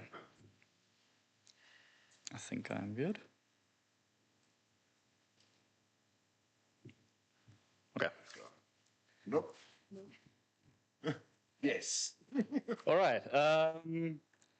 I want to start today just by speaking a little bit of the mood I was in when I submitted my abstract for this conference. Wordscapes, the role of words, focus on specific words. I thought I was being a little bit postmodern and cheeky by suggesting silence as a form of word. But I think silence has actually been quite a loud presence at this conference so far. It's one of the nice benefits of going in the last session. You can reflect on other things and show you were listening. In our very first keynote, Bertus van Rooy spoke about the fact that English is very good in terms of a language that everyone can listen to, but less so in allowing everyone to speak. There was Garth Mason speaking about silences in conversation. In your paper, Russell, you were speaking about these rereadings of cancelled authors and how people are saying, you know, it was always there, it was just silent, and now we can see all these horrors in Gaiman and Rowling and things like that. So silence has been quite a big consideration. And generally, I think that the power of silence, the narrative power of silence, has been highlighted, not least of all by the paper just before me, but also in Louise Bethlehem's keynote, where the ongoing genocide in Gaza was this unmentioned thing throughout the paper, but felt certainly by Louise and by all of us, as she spoke about words as rubble and things like that. So the sort of use of narrative silence in a presentation like that was very effective. I want to give us, I suppose, a slightly different perspective on narrative silence. Today, I guess, maybe not a different perspective, but a caution on what narrative silence can do. And the text I'm doing it with is Damon Galgut's The Promise, which is, I think, has become quite a well-known text, one of the most prominent publications in South Africa in the last few years, because it won the Booker Prize in 2021. And as Strongman points out, novels that win the Booker enjoy widespread public and critical attention within the English-speaking world. And similarly, the focus of literary attention worldwide is in part directed at the qualities of the work selected for the prize, hence those qualities that the judging committee seeks to bring to the attention of the reading public and the critical eye. And I was going to do this as a show of hands, but I decided to do it instead just by having a look at Goodreads as a very unscientific way of proving this. The first novel spoken about in this session, Corin Jennings' novel An Island, it was longlisted for that exact same Booker Prize, the 2021, and it has 4,000 users have logged it on Goodreads. The Promise has 48,000, which I know it's very anecdotal, but I think puts into a bit of perspective the lens that the Booker Prize tends to shine on certain texts. Just to give a bit of a rough structure of my paper, I want to start by contextualizing the problem of Black voicelessness and Black subalternity for South African writing for the last few decades. Then I want to give a brief analysis of Gal Gutt's strategy in this regard, and then finally give my own critique of the strategy he approaches. But I'll start just by giving a brief synopsis of the novel. I think it's important for what I'm saying. Just for those who haven't read it, it's a novel set in 4 parts. The first part's in the 80s, then the one in the 90s, one in the 2000s, and one just after the 2010 World Cup. It's about a family, a white family living on a farm just outside of Pretoria called the Swart family. And at the core event at each of the 4 parts is the death of a member of the family, and sort of everyone gets together at a funeral. And the promise that's alluded to in the title is a promise that the first character to die, the mother of the family, asks her husband to promise that once Black land ownership in that area becomes legal, with the end of apartheid, they will allow the domestic worker who lives on their land in a small house kind of at the back of the plot, Salome, they will transfer ownership of the house and a small piece of farming land to her. That's the promise that's being alluded to. The narrative voice of the novel is quite important as well. It's an omniscient narrative perspective that floats amongst different characters, drips into first person and third person, very Woolf, Joyce, that kind of thing as inspiration. But one thing that's very, very noticeable about this narrative perspective is that it inhabits all these different characters in the novel, but never Salome, the woman who has made this promise at the center of the novel. Her perspective is never reached by the narrative voice.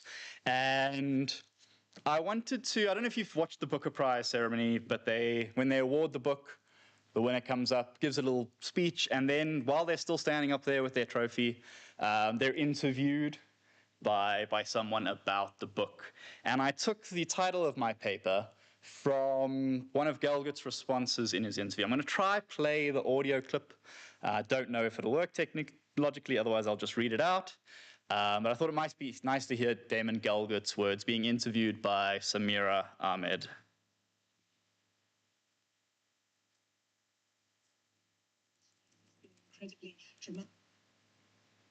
Okay, it's playing out of this. So I'm just going to read it out. Ahmed asks about this character, Salome, at the center of the novel, and points out that she doesn't have much of a voice, but says that was deliberate, wasn't it? And Gal Gutt responds, yeah, it was a decision I took early on. I could have inhabited Salome's thoughts in the way I did with the other characters, but I thought I made her silence and her absence, if you like, even though she is present in the story, more powerful if I never went there. So I filled in the space around her, I guess. The point to be made, really, is that a woman like Salome, a rural, uneducated Black woman, is somebody even in the new South Africa who still has no voice, and I wanted that to register as almost a physical fact. So it's very clearly a deliberate decision to leave her silenced in this way. So what Gal Gutt's sort of alluding to there is this problem of Black subalternity and Black voicelessness for white writers in South Africa. I think when we talk about subaltern voice, we immediately start thinking about Gayatri Spivak, whose famous argument in the article, Can the Subaltern Speak? She ends up concluding that no, the subaltern cannot speak. She's speaking specifically about French intellectualism, but the general reason she says that the Black subaltern, just that the subaltern cannot find voice, is that Either it requires the subaltern to speak, therefore rendering them no longer subaltern, because they have some platform or some way of voicelessness and agency, or for someone with privilege, and she specifically speaks about French academics, but just more broadly, someone with privilege, speaking on their behalf, sort of imagining subalternity and speaking for it. She says that neither of these can achieve, and she's very clear, she says, no, the subaltern cannot speak. Attridge speaks to this a little bit as well, the fact that representing subalternity is impossible or at least incredibly challenging, because otherness, when we cross these barriers of these identitarian barriers, otherness is always perspectival and always produced. It's something that's a production. And so for a long time, or at least in intellectual circles, engagements with Spivak, a lot of writers tended to shy away from trying to write the subaltern. You can see Snakers, this bottom quote here.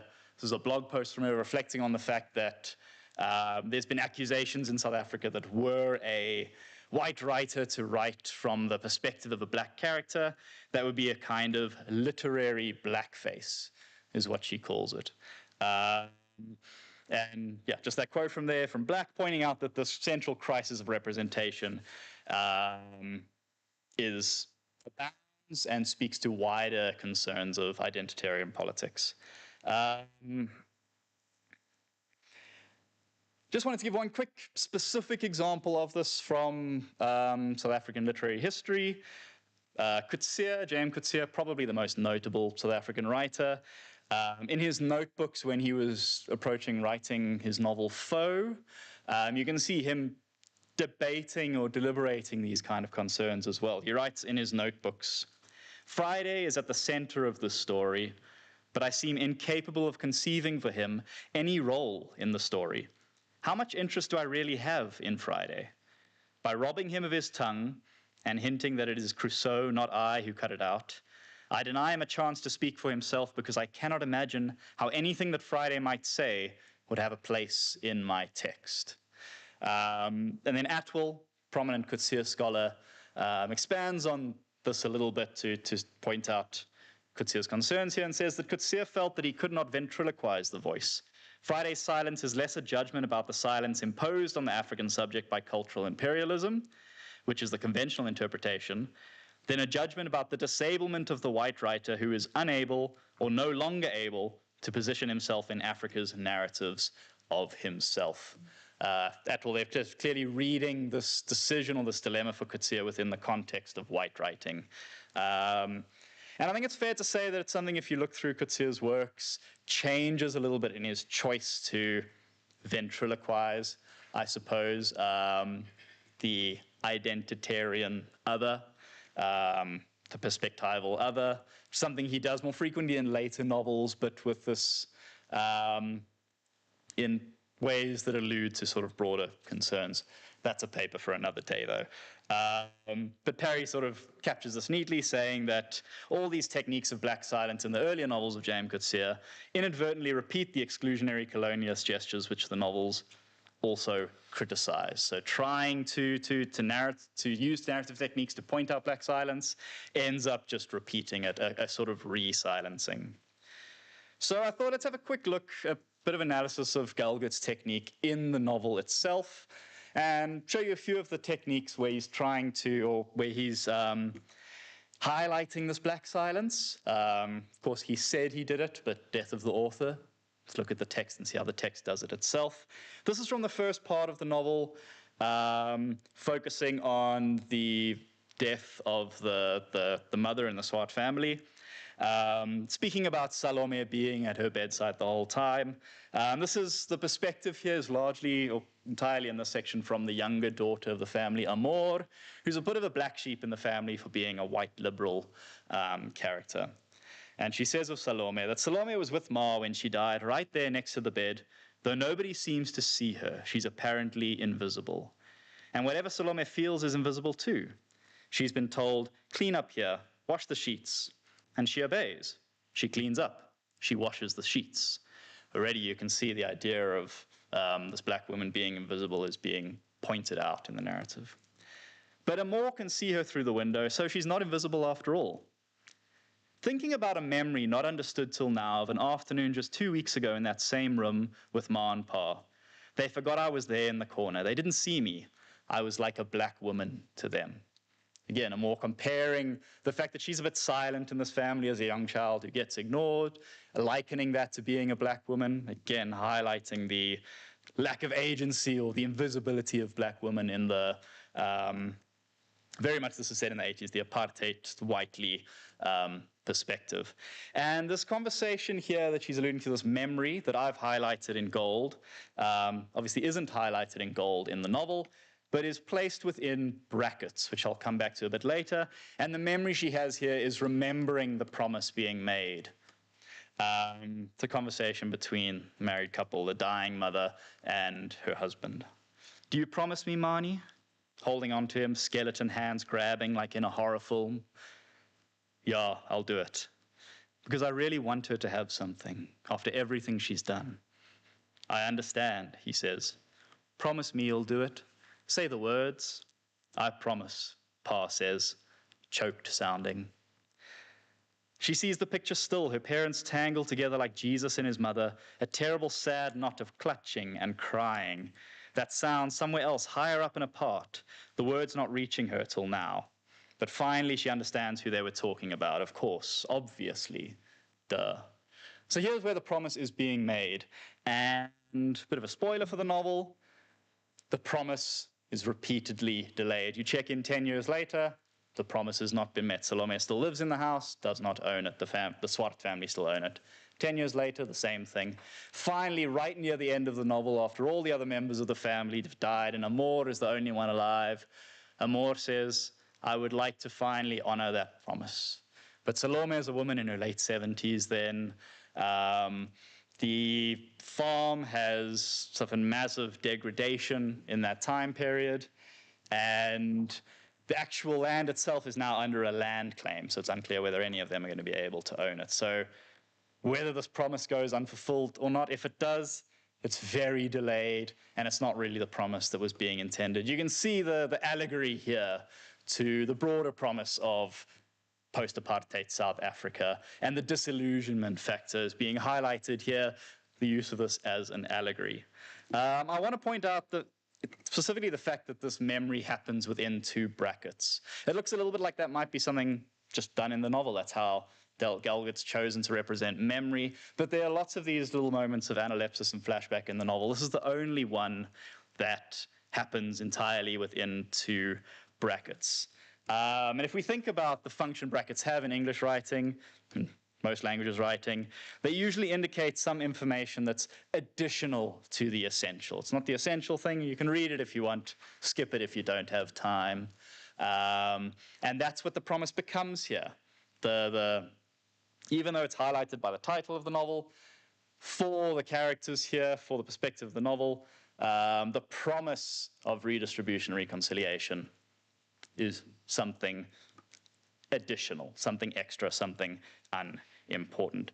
Now, there's a lot of other ways this novel uses blackness as kind of a narrative construct to make these points. Some of you might have noticed the family's surname is Swart, which is Afrikaans word for black, and there's an ironic use of it there since this novel is specifically about the experience of post-apartheid whiteness.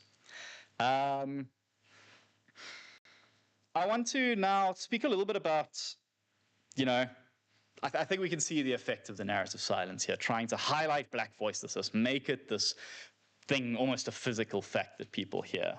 And I want to problematize that. I'm not the only one to have done it. In his review of the novel, Mars Jones says that Salome could have said something if Galgut had allowed himself to inhabit her experience rather than incessantly exploiting her value as a symbol. So the suggestion here that trying to highlight this actually means that black voicelessness and her subalternity is actually just something Galgut can use as a narrative tool to make his own comments about South Africa, and particularly because of the white focus and whitey perspective of this novel, and Galgut's, I think, entire literary opus being largely to do with white liberalism. very much using black silence, I would argue, just as a tool to say more about whiteness. Again, a form of re-silencing that actually doesn't offer any subaltern perspective. In Blessing's presentation on Wednesday, you mentioned Kiala and this idea of absented presences. And I went and had a look at that article myself. I like this description of things that are absented presences in literature being like bodies enclosed in a glass casket, which we can see but cannot touch or feel. It also made me think, reflect on your paper a little bit, was about novellas dealing with prostitution and how masculinity is this absent thing but not silent, because the sort of power of masculinity and patriarchy is still present in these texts. And I think it's noteworthy here, if we're starting to think about how silence as a narrative tool can be used, that here we have kind of the opposite. The subaltern character, their absence, is actually a silence. Not that it's not silent, it actually re-silences the character of Salome and re-silences black subaltern voice. There's a few other responses to the novel there, but I want to finally conclude by pointing out the limitations of this kind of use of black voicelessness as a narrative tool, and speak more to the idea that, I guess, Spivak's conclusions about not writing the subaltern or being scared or literary blackface, I don't think can hold weight anymore. We saw a few years ago Samantha Weiss's article, How Do I Live in This Strange Place? And the suggestion that white South Africans need to adopt a silence and a withdrawal from public spaces, being largely critiqued, and the suggestion rather that white contribution in post-apartheid South Africa requires careful, self-reflective nature, but has to be present. We can't have that withdrawal anymore. And I think, for the sake of time, I'm just going to leave you with 3 quotes about showing the consequences of this elimination of black voices in white writing. Scheel, writing back in the 1970s, says that the fiction of Nadine Gordimer and Dan Jacobson shines with acute perceptions of South African life, including the situation of blacks, but essentially they write of whites despairingly. And Gelgert, just the same, writes of whites despairingly. My quotes there, but I want to leave with a final clear statement that subaltern agency simply cannot be expressed through its silence, and we need to find new narrative techniques to do this. Annalisa Tambo spoke earlier about linguistic techniques to turn victimhood into agency. I think those are the kind of productive discussions that need to be had about how to give voice to subalternity. I thought about finishing today by just going silent for a minute to point out how little that would prove, but I hope the giggles there kind of prove my point. Anyway, thank you very much.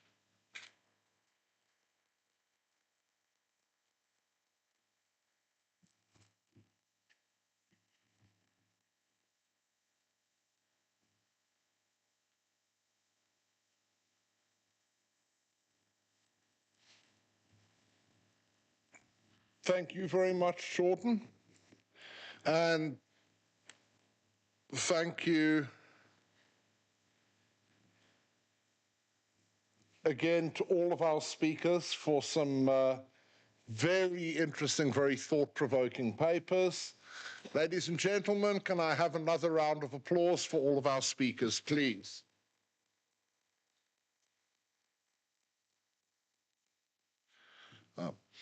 Do we have any questions for our speakers?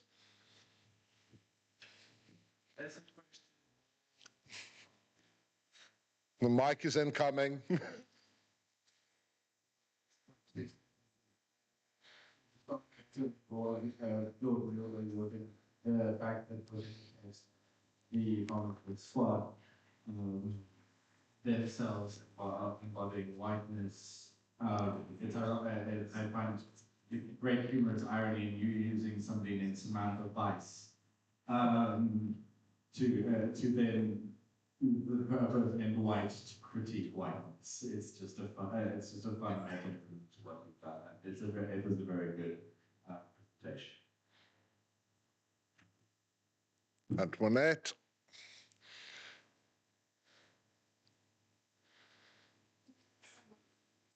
all speakers,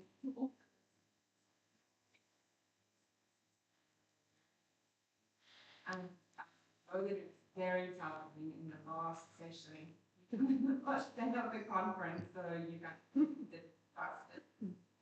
I actually just wanted to make a comment about the wonderful dialogue I saw happening between Lungi and Jordan's papers.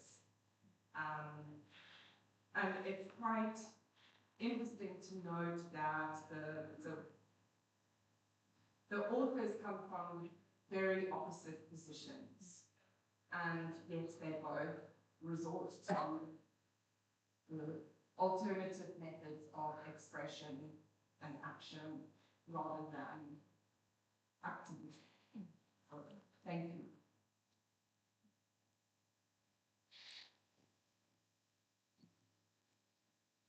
Do you have I do have a question. Yeah. Oh, okay. I think wait for the microphone, although I believe we've got another question in front here.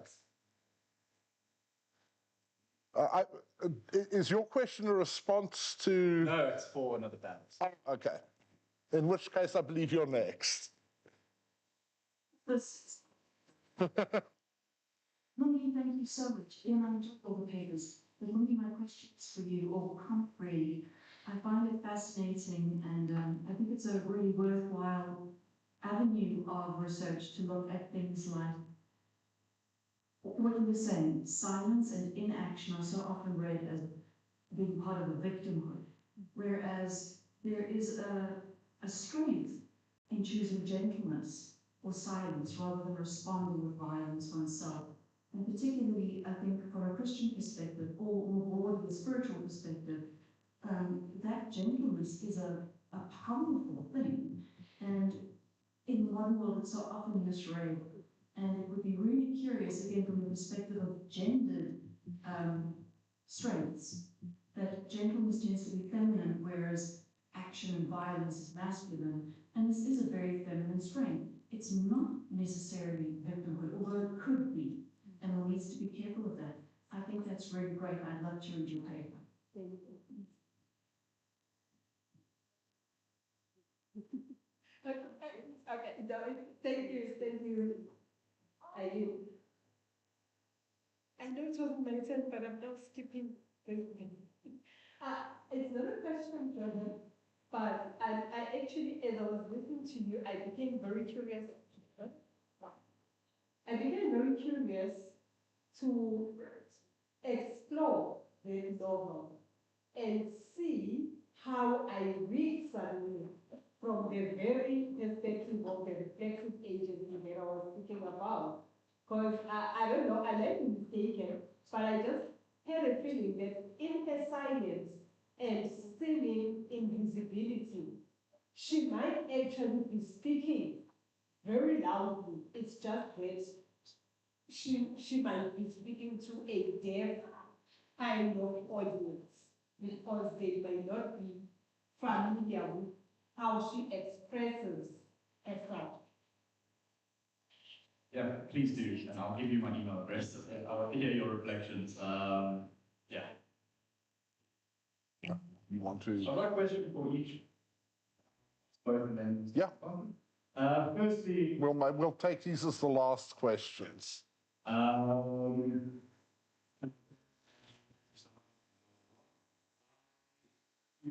Francis Nyamgo's Frontier African, which is a formative one in my MA thesis actually, and one I'm really interested in. And you mentioned that you wanted to frame ideas of hospitality within that, and that obviously there isn't enough time to do that in this paper. I was wondering if you had if you could expand a little bit on what the Frontier African has to say about hospitality, especially within the context of the kind of xenophobia in Southern Africa that Noel alludes to. And then you want to answer that out.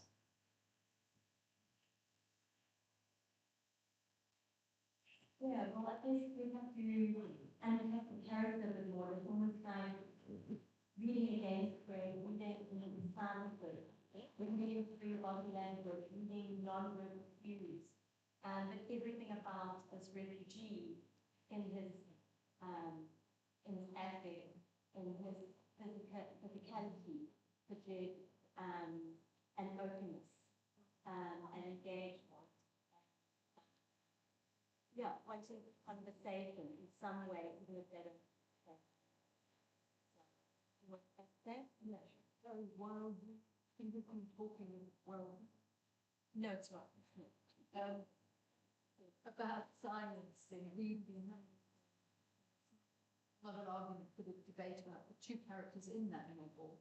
Is one of them silent? Is one of them subaltern? So we're not sure yet. We're thinking, but there is a point they do try to talk to each other. They don't have the same language.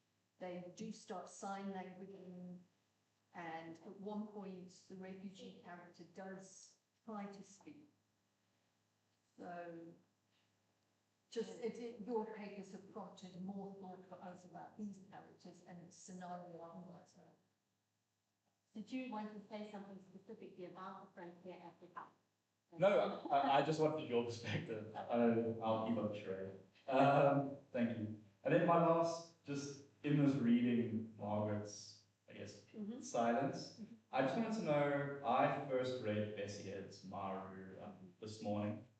And one thing that surprised me, that I wanted to get your perspective, was the choice of title. The fact that Maru is the one in the title. How do you read that in the business? Okay. Actually, there is a section that touches on that, but I was not even going to go into it today. But for me, the fact that the male protagonist is Maru, and the title of the novel is also Maru, yet the novel is more about Margaret. That, for me, is another way that she, without having to act or, being aggressive, she gets into the space from the margins to the center, because the story revolves around her. And Maru, even though it is the title of the story, the story is actually about her. But then again, remembering that Maru are clouds in Setswana. So it could actually also be alluding to how the cloud that is the main character, the main character with the name, actually it does mention in the story as you continue to read that Margaret was like the sun that would shine, that shone on Maru, and it in a way influenced him to be kind of so forth.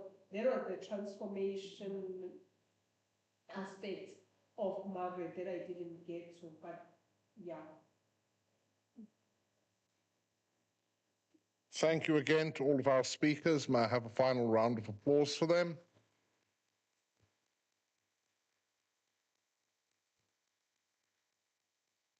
I would like to close the session and hand over to Prof. Byrne and Dr. T for our closing ceremony.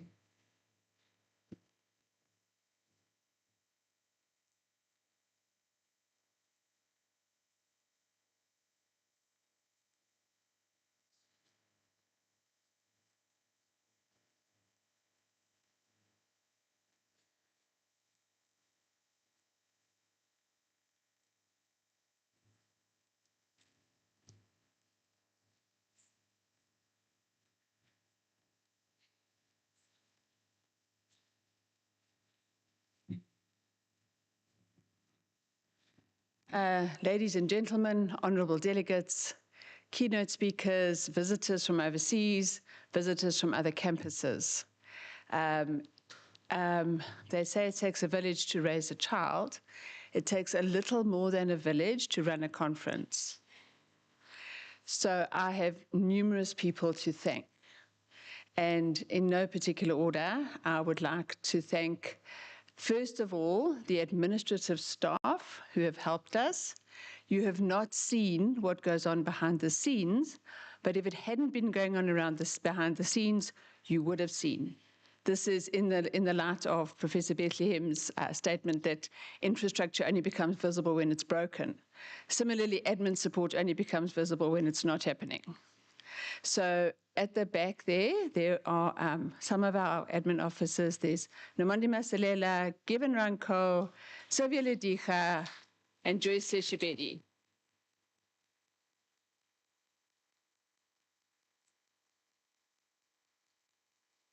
We were also ably assisted by Ulrich Isaacs and Kutsulo Makofani, and I can let you know that Mr. Makofani, who was on sick leave yesterday, was working on our conference up until 5 o'clock. So can we give him a round of applause in absentia?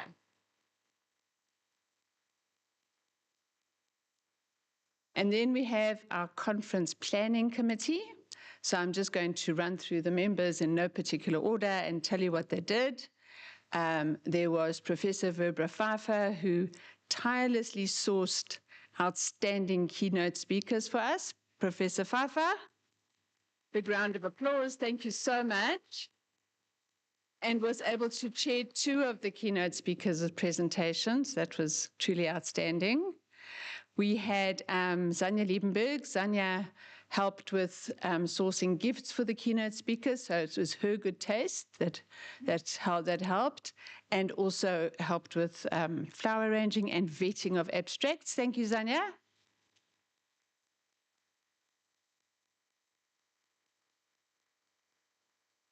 There was Russell Goldman. Russell helped with vetting of abstracts, helped me to arrange the program, but it's not his fault that you all got 18 versions. It's mine. So Russ, and then when we needed flags put up or tall things being done by tall people, Russell was there. Thank you, Russell.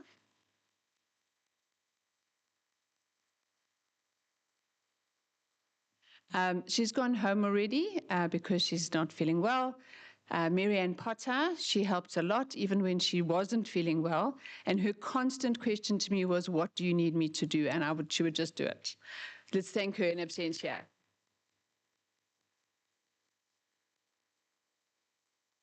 Then there is Claudia Frattini, who, so I was told this morning, we need some decorations around the venue. Because it's Heritage Month, we need to stick up some flags. But don't you do it, Deirdre. I said, give me somebody with some artistic flair.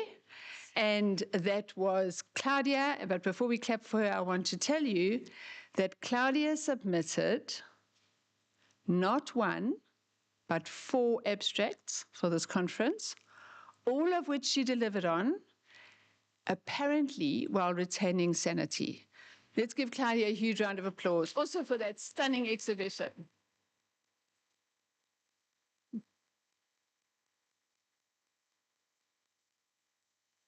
Then there was our chair of department, Dr. Tuli Shandupetla, who, to the best of her ability, came up with ideas about what we could do, what we shouldn't do, how to do things, how to wave magic wands and make things happen.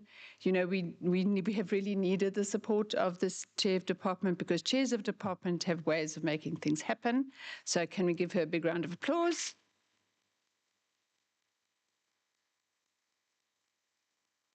Whilst also acknowledging the presence of our incoming COD, Professor Kirshni Sevnarayan, who's also been giving us support the last 2 days.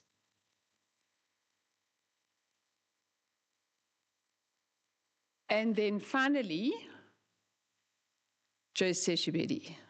I know I've thanked you already, Joyce, but if I give you a list of the things that Joyce made happen, you will think, as I do, that there are not 1, but 3 of her, and they all work round the clock.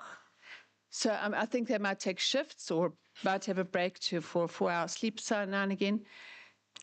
She has literally made miracles happen for this conference. Trust me, I'm not going to give you the list because you actually will not believe me. So Joyce, stand up and receive your accolade.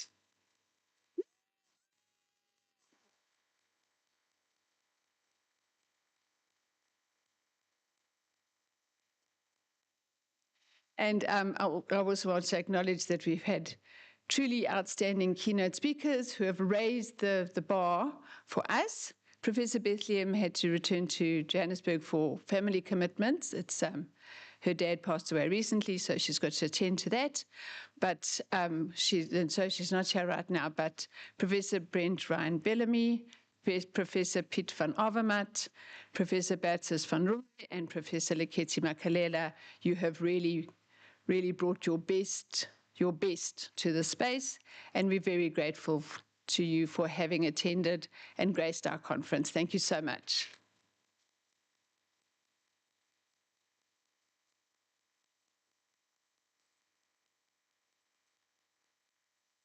And now, ladies and gentlemen, it is my very great pleasure to hand over to the Executive Dean of the College of Human Sciences, who has been busy all day with another event in the next door venue, but has graciously agreed to come and close our conference for us. Professor Zethu Nkosi, give her a big round of applause.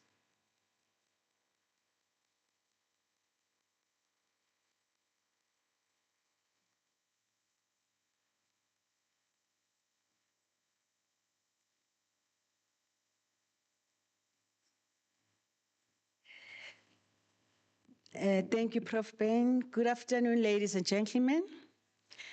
Yes, the competition is still on, ladies and gentlemen. I'm inviting you to listen to what the young kids are doing. I'm sure maybe we'll finish at 6 because we're still on round 2. We've got 150 finalists. For round 2, we had 60. We're going to go to round 3 and round 4. But I'm given a very difficult task to do the closing. If you do the closing, you need to be there when people are opening the ceremony. And also we need to be part. But I'm sure we are all academics here. We understand the challenges that we need to attend budget meetings. We need to attend gala dinners. We need to do everything. I've been busy the whole week from 8 till 8 in the evening. But for the Department of English, Prof. Ben said, okay, let me come and do the closing ceremony and thank everybody who participated in this conference.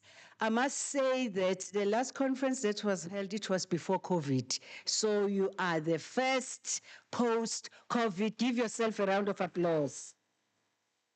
Yes, and this conference marks the journey of Dr. Shandu exiting the platform as a chair of department and handing the bait to Prof. Cashin. This is the standard. When you join the department, it means you need to elevate. And we need to have this biennial conference. I'm challenging you. I don't want you to drop the ball. I want you to. She's saying no. Yes. Yes. Thank you very much for our sister universities. I noted that there are people from Limpopo, UniZulu, UJ, here in South Africa. We really appreciate your support.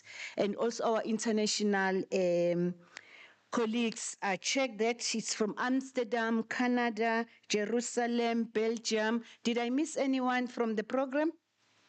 Liberia, we really appreciate. And again, Prof. Cash, we don't want to lose our international colleagues.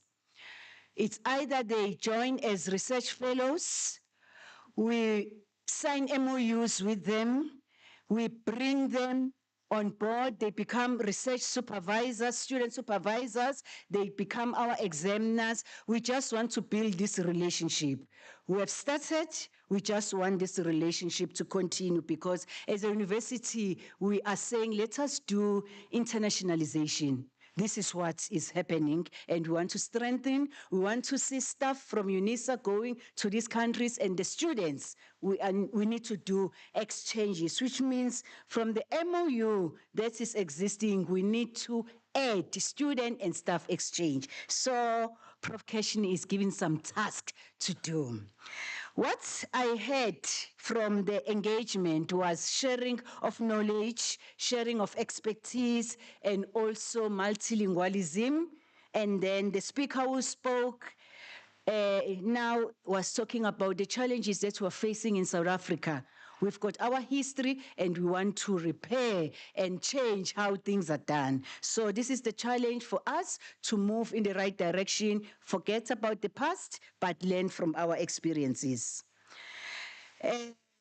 I hope we have learned as the Unisans to say the challenges that we face with our students. We need to come up with strategies on how to correct all the ills, because for our international scholars, we've got students who don't read novels.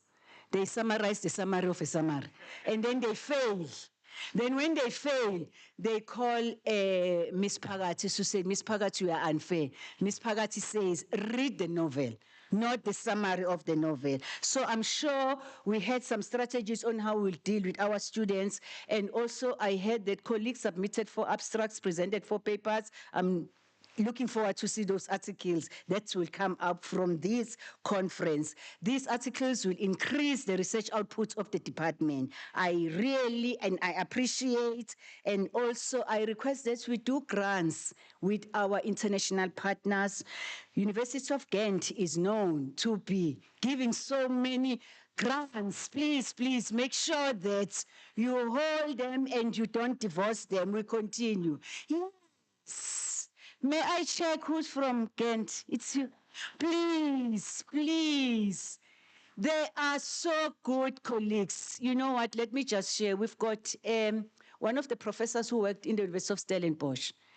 She is my colleague from the profession. She said, Zetu, if you want to have money, send a staff member to Belgium to stay, to attend the workshops. When the grant makers or what, you sit in those workshops and you check who's presenting. After the presentation, you are given the template. After 2 weeks, the grant is crafted and 100% will get it. So, Prof. Bain, please, make sure that you don't, University of the Ghent is known. But on behalf of the University of South Africa and the College of Human Sciences, I would love to thank you. All of you participated in this conference. We appreciate your support, your engagement. We want to see this relationship growing. May you enjoy South Africa. Those that are still going to stay, go to Kruger National Park, go to Cape Town, see our beautiful beaches. And then we really appreciate your being here in South Africa. Thank you very much. Did I miss anything, Prof. Ben? All right. Thank you very much, colleagues. I wish all the best. I will quickly go back to the room because the conversation is still going on. I wish you all the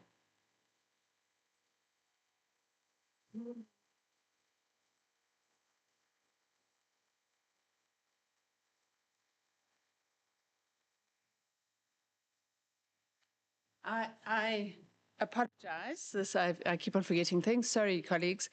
Dr. Sylvia Ledija also was on the conference steering committee. She assiduously attended meetings, vetted abstracts, and got catering quotes. You know, conference is only as good as its catering. Right, let's give her a round of applause.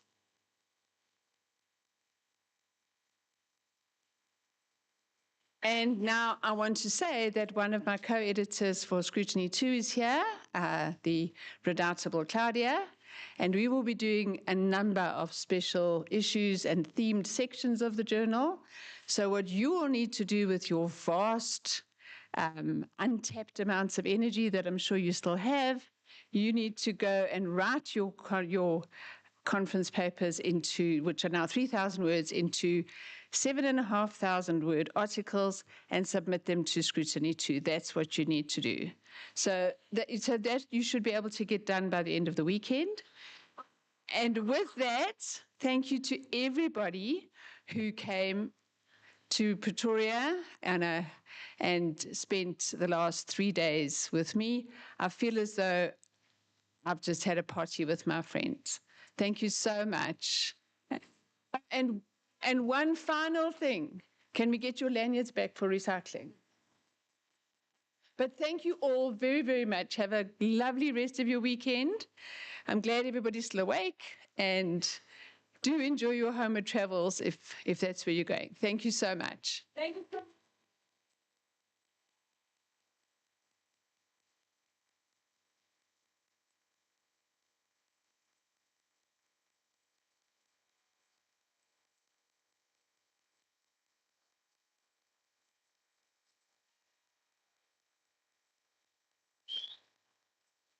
Thank you.